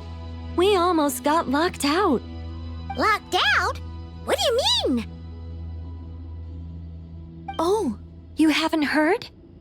An invisible barrier has appeared around Sumeru's borders, cutting off all travel in and out. No one can leave and no one can enter. Sumeru has become a lonely island. Are the Fatui behind this too? Actually, no. This has nothing to do with them. I suspect it's a defense mechanism within Irminsul itself.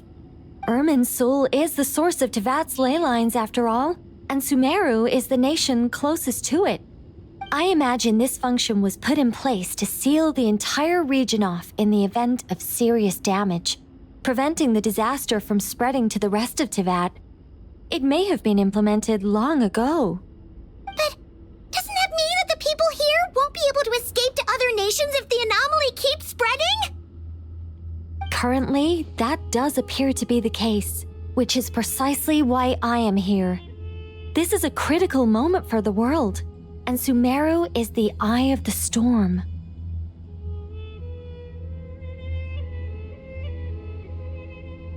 Paimon's surprised you managed to convince her to come back to Sumeru. Indeed. Even for someone of my wisdom and eloquence, this tested my skills to the limit. And why should it concern me that Sumeru's in trouble? Surely you don't think I still have feelings for that place? Judging by your tone, I suppose you don't. Sounds like you don't know much about my past. And here I thought you knew everything. All I know is that the Ibis King is the source of your power. He was quite a prominent moon envoy once upon a time, so I do know a thing or two about him. As for your past, I have ways to learn the full story if I wish to. But everyone has secrets they'd rather keep to themselves, wouldn't you say? I'm glad you see it that way, Miss Nicole. I've chosen to call Nodcry home, which is why I did my part in its hour of need. That doesn't mean world savings become a habit with me. I have no particular desire to play hero in Sumeru, thank you. I understand. Human emotions do not appear and disappear without cause. There is always a reason to be found behind both salvation and destruction. Still, if time has taught me anything, it's that human emotions are often complex and in conflict. That's why people change their minds about things all the time. But that's where we angels come in. Our duty, ultimately, is to guide people towards their deepest, truest desires and help bring them to fruition. So I wish to hear about your past, because I do not believe you are motivated by hatred alone.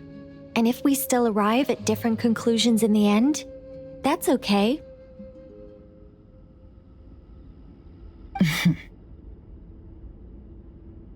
I refuse. Wait, what? But I set the atmosphere and everything. Isn't this supposed to be the moment when we finally open up to one another? Is it? Maybe I'm not so good at reading the atmosphere. You're right, Nicole. There's more to me than just hatred. Had it consumed me, I'd be left stuck in the past forever, never living in the present. But I don't think that your guidance can change my mind. The all-consuming sands, the bloodshed, both deserved and undeserved. Those old emotions cling to me like a shadow. Do you wish to shake them off? No. I hope to remember them forever.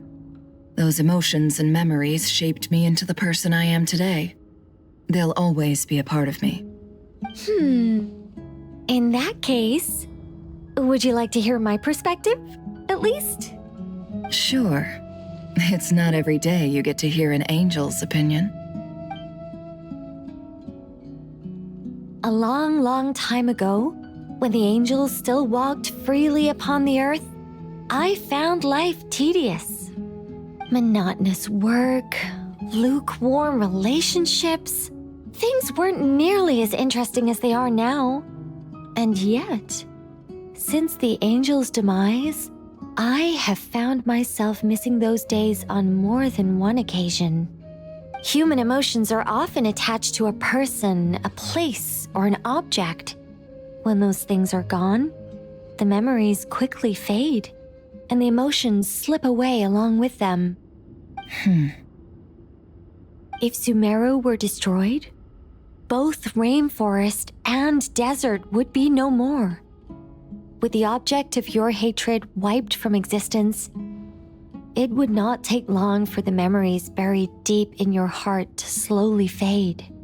Both love and hate are intense emotions, but they are nothing compared to the void left behind when they disappear. Most sophisticated, Miss Nicole.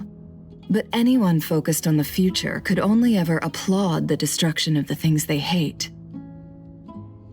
Still, I'm a special case. Someone once told me that human memory is more selective than a Mora-hungry merchant choosing between customers. We all need a reality check once in a while, so we don't forget the truth. As much as I dislike Sumeru, this is no way for it to perish. All right, you win. I'll help you out a little, but I won't work for free. How much will you need? You're not gonna milk this for all it's worth, are you? What do you think? I'll be upfront with you. I don't have much more on me.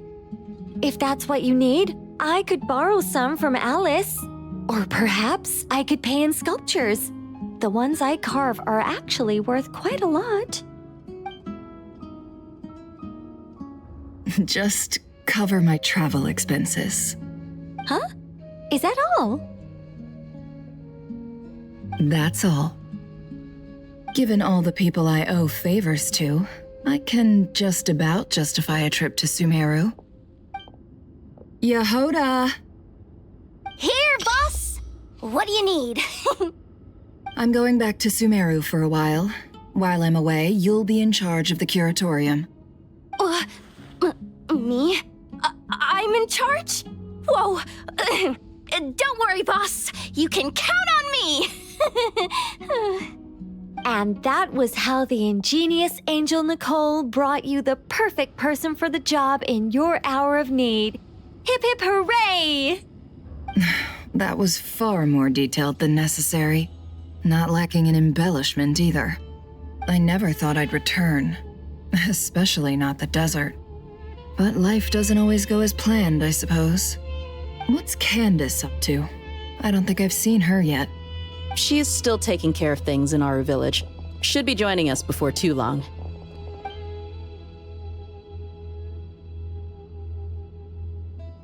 Oh, and sorry. Hope we're not interrupting anything. We have some good news, though. We're planning to go to the mausoleum of King Deshret to look for the legendary Aru, then use it to try and restore the Akasha system. According to records in the Temple of Silence, the mausoleum houses something called Aru's Chute, which can be used to establish connection with Aru. We still have some time before we leave, so there's no rush. By the way, who are these two new faces? Just call me Nefer. I'm based in Nodcry. Did I hear you mention Aru? Correct. Well, I happen to have a connection with one of the 3 retainers imprisoned inside, the Ibis King. I'm here to get things done, so if you don't mind, I think I should come with you. That sounds perfect. Miss Nefer, are you from the desert by any chance? Why do you ask? I don't know.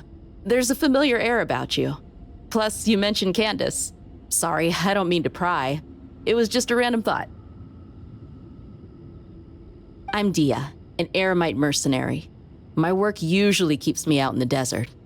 I'm on good terms with Dory, and she's mentioned you all before. It's nice to finally put faces to the names. However, my associate here is probably less well acquainted with you. Why don't you all introduce yourselves? Actually, I'm a little better acquainted than you might think.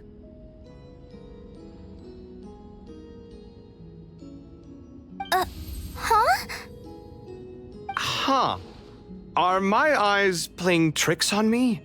It looked like you spoke without moving your mouth.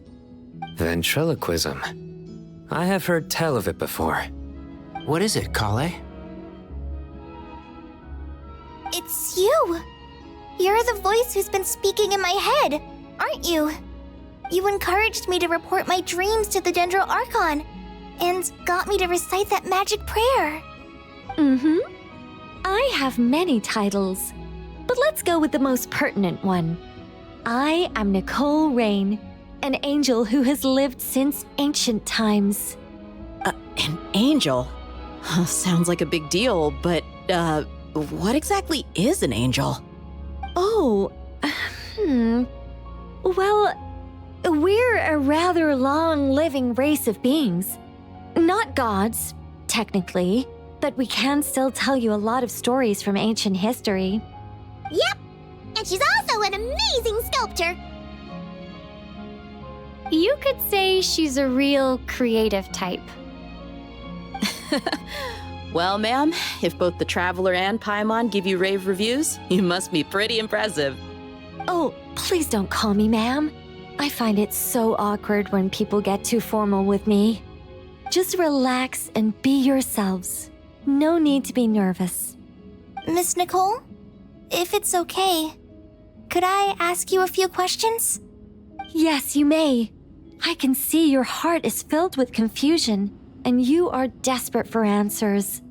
I also know which questions you want to ask me. Why did you dream of Sumeru City in disarray? Why did those verses soothe the Jinn only when recited by you? I can guide you to the truth, but it involves a personal secret of yours. I'd prefer to speak with you alone, if possible.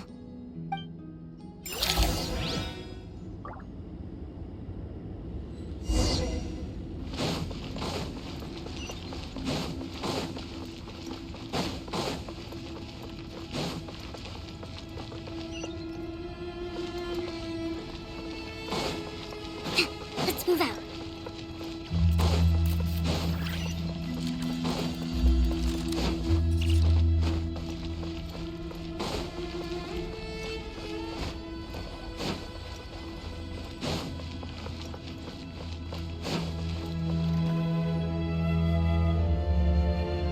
I thought we were going to speak alone. This is a lot more people than I was expecting. What's wrong with it? Even the doctors at Dar al-Shifa allow patients to be accompanied by family members. Well, if Kale doesn't mind her secret being revealed, I have no problem with it. Thanks for being so considerate, Miss Nicole. I don't know what secret you mean, but whatever it is, there's no need for me to hide it from my closest friends. Closest friends? It's so nice to hear that.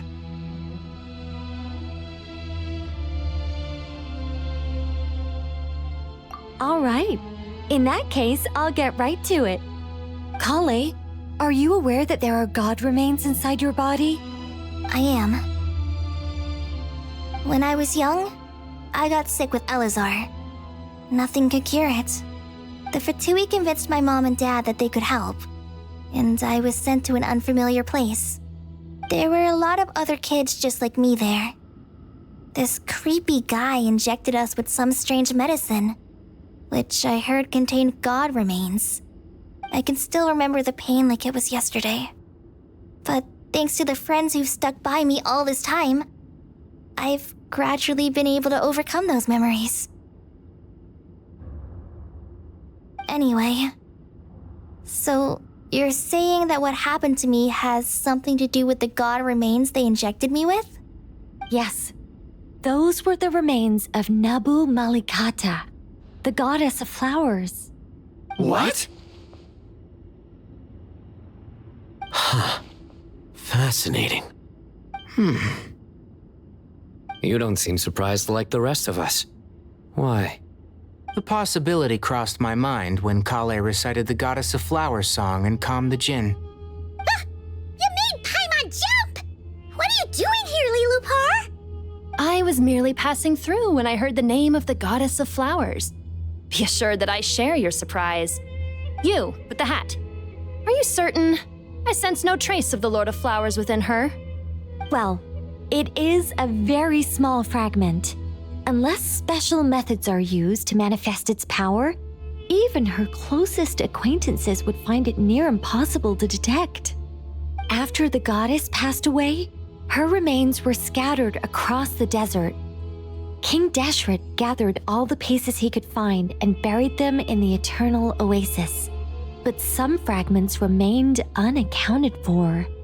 Eventually, the Fatui must have found a way to track some of them down. Presumably for use in some experiment. It's not an uncommon occurrence. You're more shaken than I thought. In one sense, you've been extraordinarily lucky. So many people who yearn for this kind of power never attain it, yet you have coexisted with her all this time without even realizing it. I don't know what to say. I'm glad that I could help everyone with this power, really. But knowing that a fragment of the Goddess of Flowers is inside my body is... it's a strange feeling. Well, people value their autonomy very highly. Even a well-intentioned intruder can shake one's sense of self. I understand how you feel, Kale. But once you get used to it, you'll find it's nothing to be concerned about. Huh. I guess you, of all people, have a good reason to speak on this. 2 good reasons, in fact. Incidentally, 3 is the maximum number of Hermanubis' Ba fragments that I could bear. Let me guess. Because 2's company, but 3's a crowd? Thanks for helping to explain the joke, Tainari. Not my intention. Goddess preserve me. I should take my leave. This boy in his wolf's head hat speaks much too differently from the Hermanubis I remember.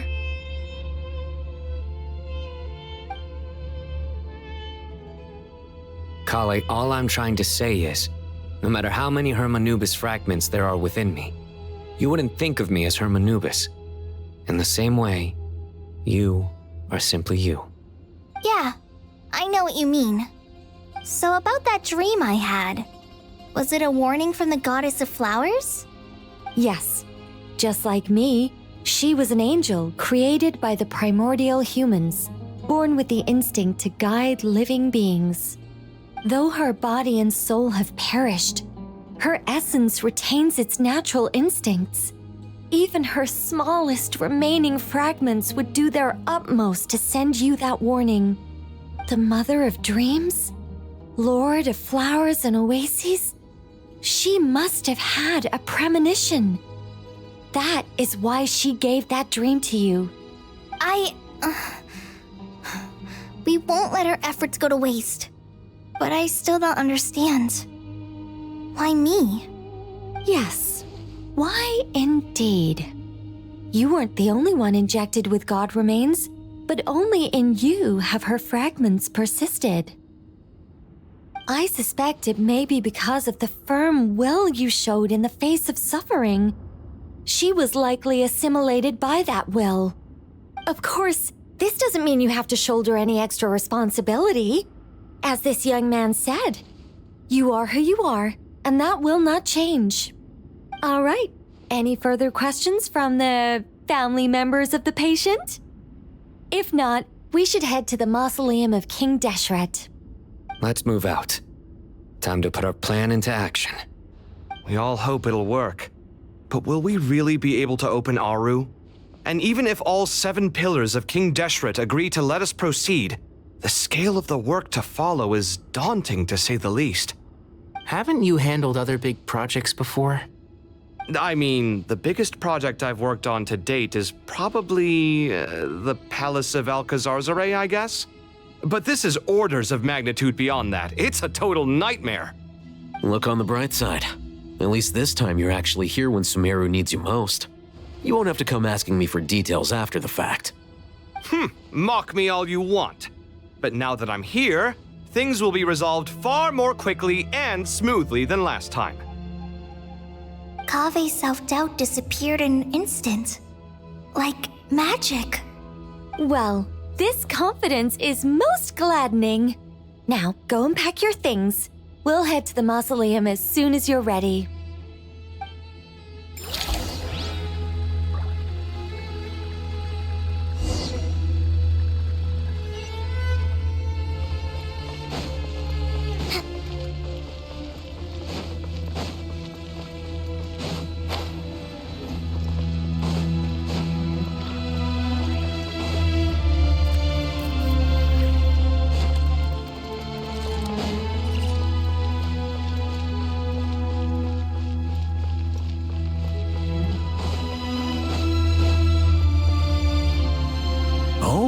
Miss Nicole, I heard you're a very talented sculptor. Is that true?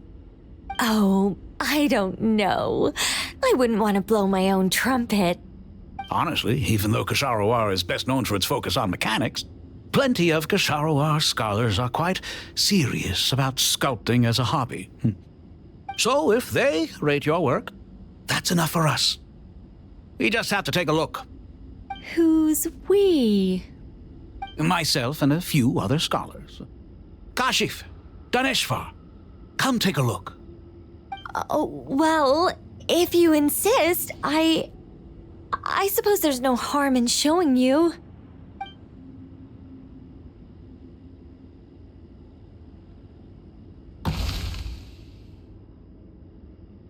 Whoa! Where did that come from? Look at the level of detail. It's so lifelike.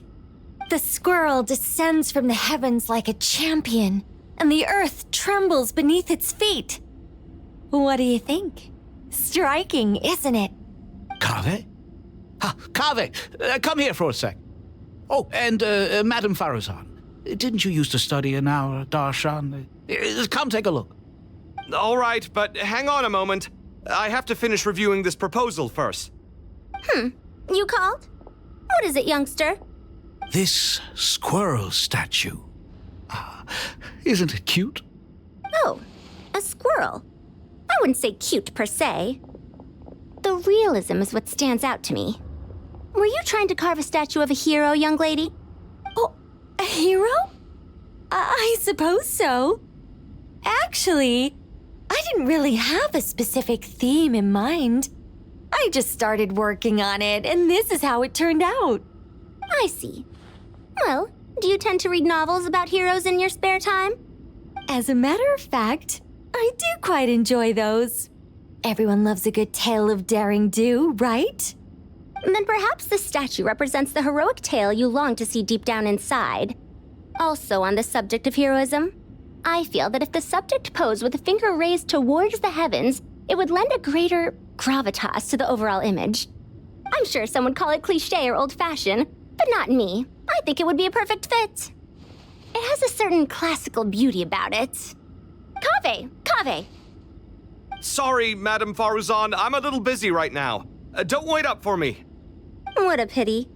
That young man has excellent aesthetic tastes. I was hoping to ask him for his opinion. What a genius idea! Why didn't I think of that? Classical beauty is a great direction to explore. That's it.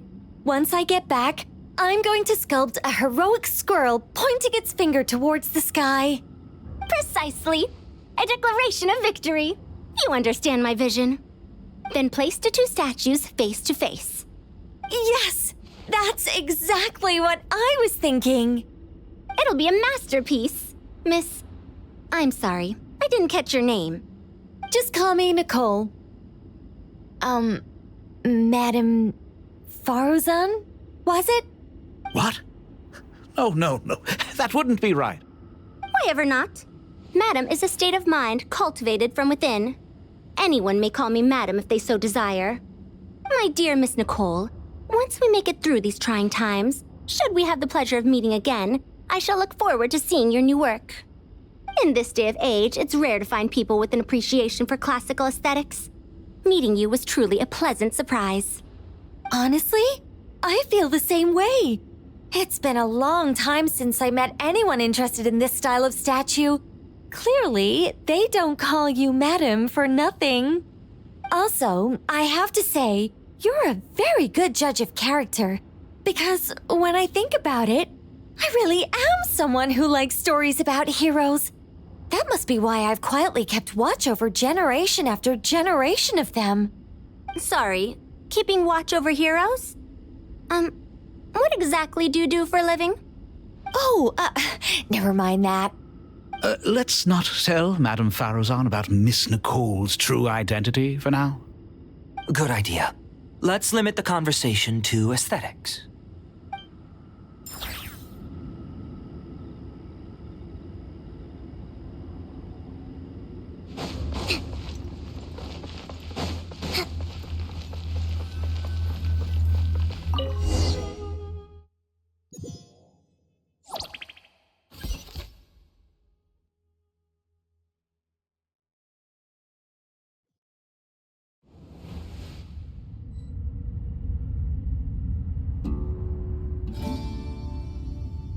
I hope everyone's ready. We'll be arriving at our destination very shortly. Let's move out. Let's move out.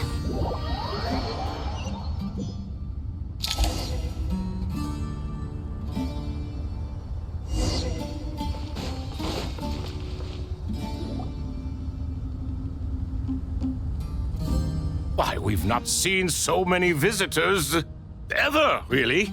What is this place now, a tourist attraction? Closer inspection reveals many familiar faces. To what do we dusty old fellows owe the honor?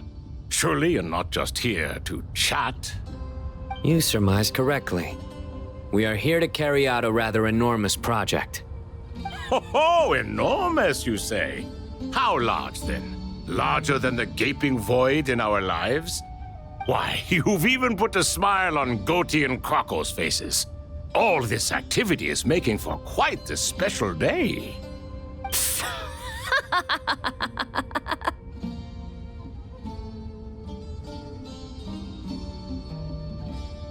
I know that laugh. Lilipar, what on earth are you doing here? Oh, this is hilarious. Turns out good things really do come to those who wait. As long as you stay alive long enough. When did you three get locked up in here? And still you act all high and mighty, putting on a show for the younglings. Truly hysterical. Why, you... Yes, I know. No need to shout. You're right, Lilipar. Goatee, Crocco, and I all have the same problem. But didn't King Deshret seal you away? How did you break free, and how did you get in here? Who knows? Perhaps you can ask my master one day, should you ever get the chance. Behold, the executioners of old. Some have turned into fragments residing in human bodies, and others are imprisoned eternally, leaving not a single shard behind. It's almost tragic, watching lowly prisoners like you act all self-important. Curiosity gnaws at you, doesn't it? Your interest in the outside world threatens to burst you at the seams.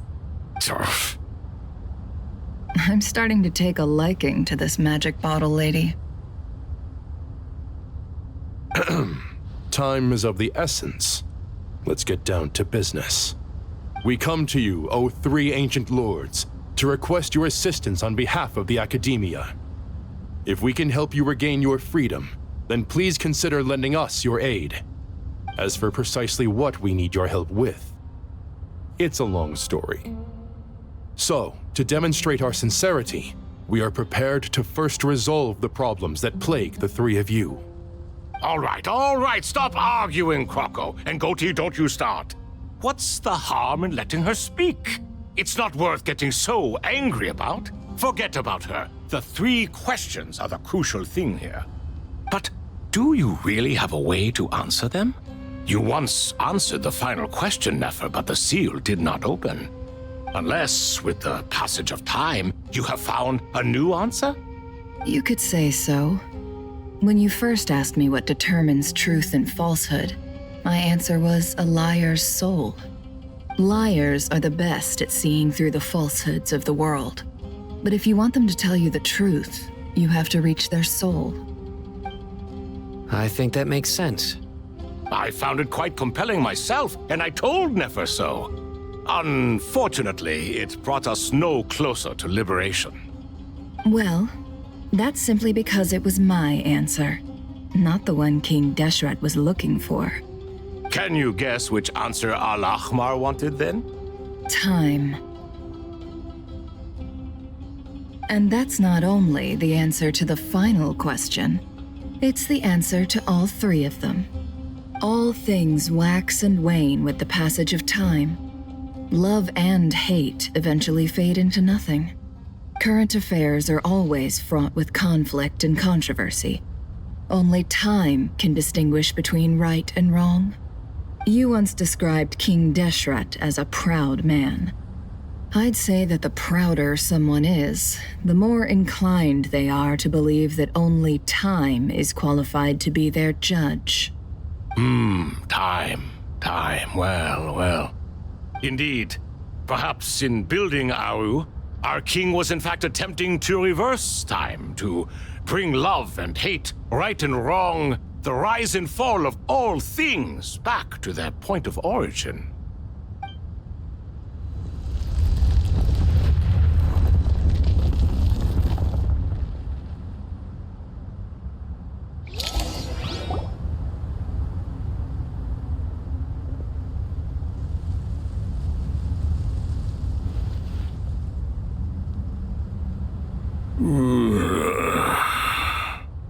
This is the most eventful day I have experienced in a long time. You have my sincere gratitude. Are those 3 of the 7 pillars? Turns out the statues were quite faithful to the source. You 3 seem to be in good spirits.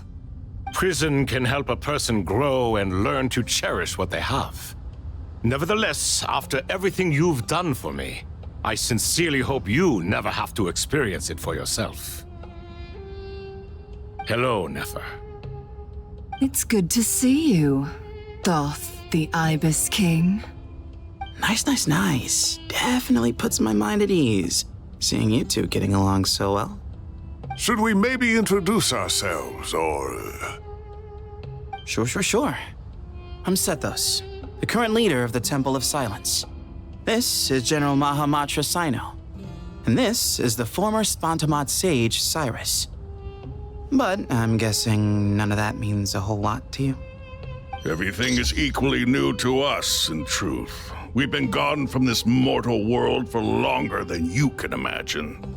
Let's hold off on the introductions for now. We can always ask Nefer about you later. It'll give me something to talk about with my chosen disciple. You're like a helpless parrot.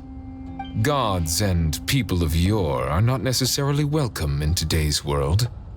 Self-awareness is one of my finest qualities. I thought I ought to share its fruits with you two. Is that so? Well, I think we'll take it in stride, just as we did with the 3 questions. Let's not forget, it was my persistence that won you both your freedom. Fair point. I have to applaud your persistence. And I must praise you for your wisdom. Now, state your wishes, young ones. I'm sorry?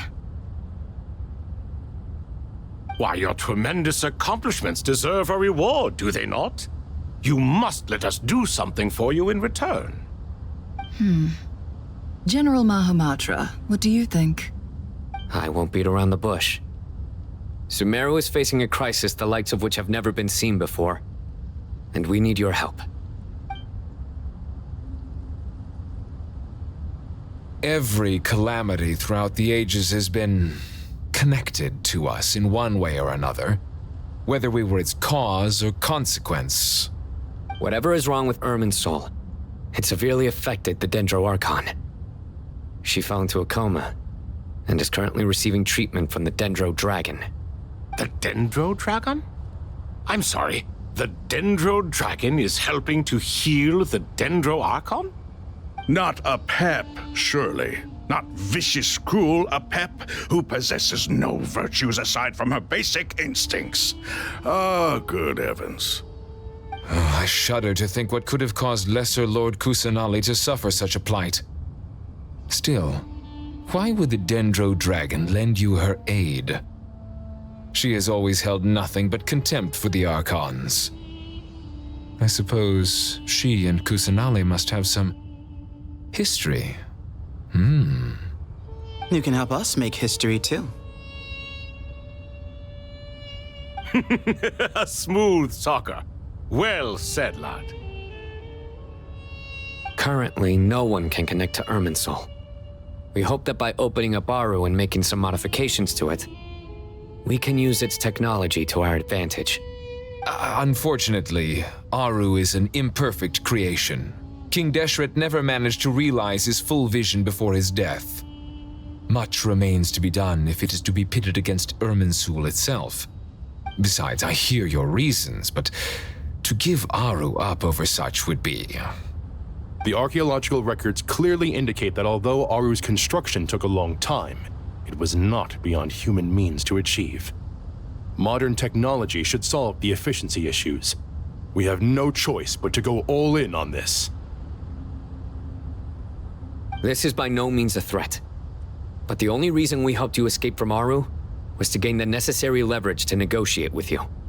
You asked us to state our wishes, and we have.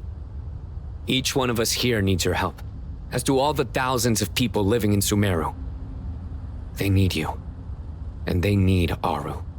What do we think, my fellow old fogies? Shall we lend our support or not?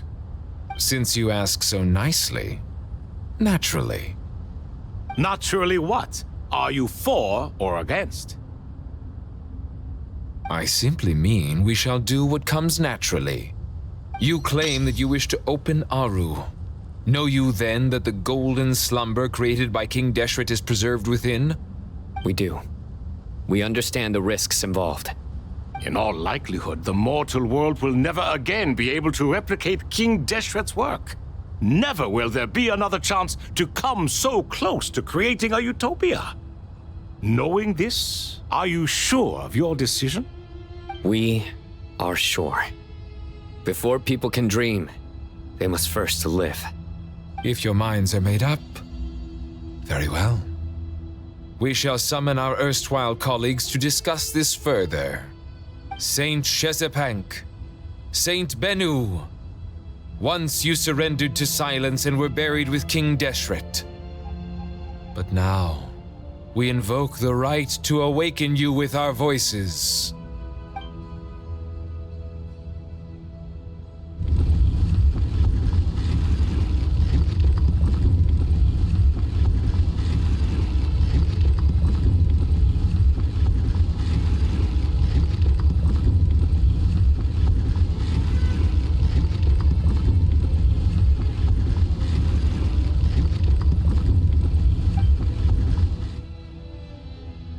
Saint Bennu, responding to your call. 3 kings detected. Initiating autonomous will. Saint Shezepank, responding to your call. 3 kings detected. Initiating autonomous will. Ah, Lord Herreshoff. What a long time it has been. I trust you are keeping well. Then your trust in my well-being has long outlived your physical body. You have always opened with that same phrase, in life, death, and now even beyond. Al-Akhmar is long gone. What is the reason for this meeting? You're awake? Good. We are voting on whether to give the people of present-day Sumeru access to Aru and permit them to perform technological renovations. You have the right to support or oppose the motion. Aru is the pride of Al-Akhmar. Opening Aru requires the unanimous consent of the 7 pillars. I hope You have a convincing reason to present to us. Sumeru is currently in the midst of a major calamity. Let us not forget that while Al-Ahmar was a stern ruler, he was also a teacher of wisdom. A god without his people shall cease to exist, and King Deshret's greatest wish was to provide protection for his people. Let us then honor our God King's wishes as we consider our decision. I do not mean to mock these proceedings, but what is the point of a unanimous vote when we know that the last of the 7 pillars, the Dendro Dragon Apep, will never communicate with us? This will no doubt surprise your mechanical mind, and I have no intention of trying to persuade you it is true. But Apep is, in fact, healing the Dendro Archon as we speak. Huh? Can someone attest to this? Do we have any proof? I ask the 3 kings. Can any of you vouch for the truth of this claim? Naturally, the Ibis King, Thoth. What? It was Thoth's disciples who revealed the truth to us. We need not debate its veracity. Simply let Thoth bear accountability. That way the rest of us may have a clear conscience. Harishef, you diabolical fiend. I awakened our former colleagues for you, supported your opinion, and backed your decision. What sort of fiend would do that? I miss the days when Hermanubis was still around. At times like this, he would offer to take accountability. What are you trying to say? Is my word worth less to you than Hermanubis's? Hypocrite though you are, Lord Thoth, you are humorous in equal measure. How could we bear not to associate with a character such as you? I, Saint Shezpank, approve the Goat King's proposal. Since King Deshret is no more, we shall receive no reprimand for acting beyond our remit. Nevertheless, I sincerely hope that those before us understand the significance of what they intend to do. Remember, the moment that Aru is liberated, the myriad souls residing within the Golden Slumber will return to the ley lines. And once the ley lines flow again, these souls shall in turn be received by Irminsul. To take this step is to bring the perfect afterlife created by our king to a permanent end. We understand that well, and we have decided to proceed regardless. Furthermore, the contemporary human perspective would contend that confining souls in this way is no act of benevolence. The deceased have a right to rest in peace. King Deshret's creation is clearly a place of rest and peace. It is just that many do not see it this way. But no matter. Saint Binu approves. Hermanubis' representative and the Dendro Dragon Apep made their choice ahead of time, while the Goat King, Ibis King, and Crocodile King have also granted permission to liberate Aru.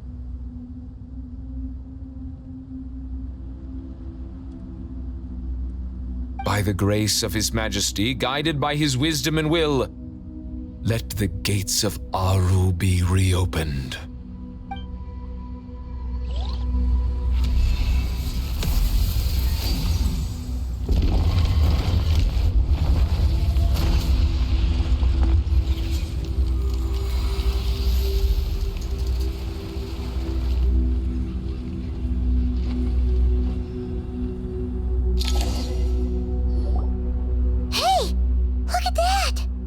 What's this? Are we under attack? No. Wait, it's...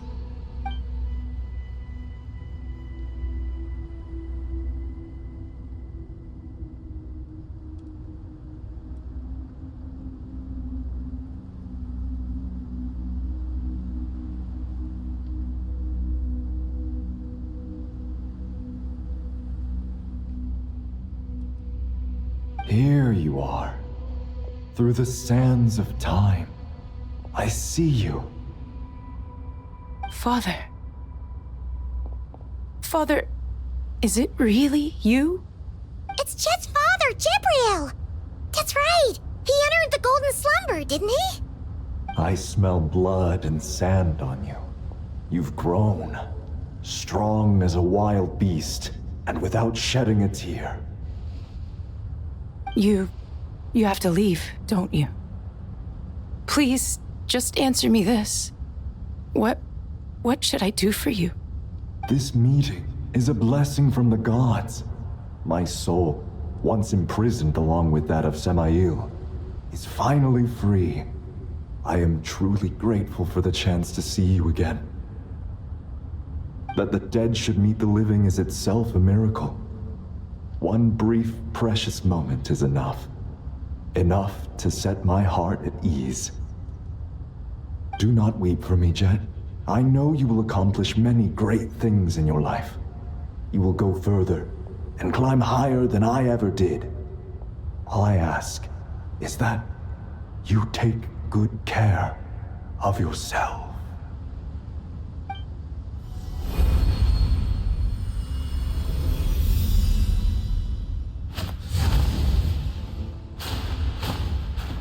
Father! Father! Father. Hey, Jet. Do you want something to eat? Maybe it'll help you feel better. I'm fine. Thanks, Paimon. It was just a little sudden. The chance to see my father again meant the world to me. He was trapped in the Golden Slumber for our sake. And now, after all this time, he can finally rest in peace. I'm glad. It's a huge relief. You've grown strong, Jet. More than enough to fend for yourself. Yeah. I'll leave the past in my memory where it belongs. My family, the good times and the bad. Goodbye, Father.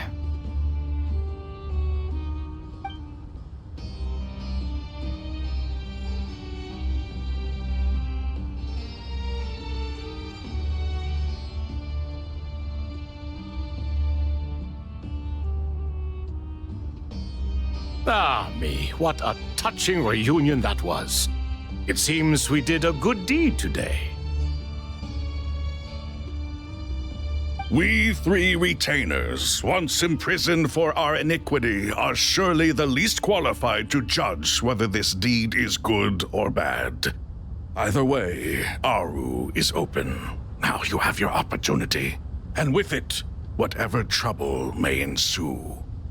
Although Aru was created by a god, human craftsmanship was nevertheless required to build the gate that connects it to this world. Perhaps the relationship between gods and humanity follows a similar principle. As for your proposed renovations, we cannot determine which functions to keep or discard. Proceed as you see fit, but please entrust the task to your most accomplished scholars, or Bennu will be most displeased. It matters not. The Ibis King shall be accountable if any problems arise. Ibis, you chose to take on disciples, and so it follows that you must accept the risks of associating with humans. If I'd known you'd be like this, I would have locked all of you away in Aru, never to leave again for all eternity. All of us? What does this have to do with me? Vilify me no further. Scholars, since you have liberated Aru, allow me to present you with a gift. Using Aru's power, we shall install a defense mechanism at our king's mausoleum. You must be guarded even against Irminsul itself. This shall afford you some convenience. Unseen and unheard. From this moment forth, none may by sight or hearing perceive anything said or done within the mausoleum. Amazing. And all this is achieved just with the power of Aru? With technology from the heavens, the possibilities are endless. Just because King Deshret did not use it for this purpose does not mean that it cannot be done. So, marvel away. This is the reward you have earned. All right. Well, that resolves the issue of confidentiality. What about the technical side? Do we have the manpower? Why, yes. I've already contacted them. They'll be here soon.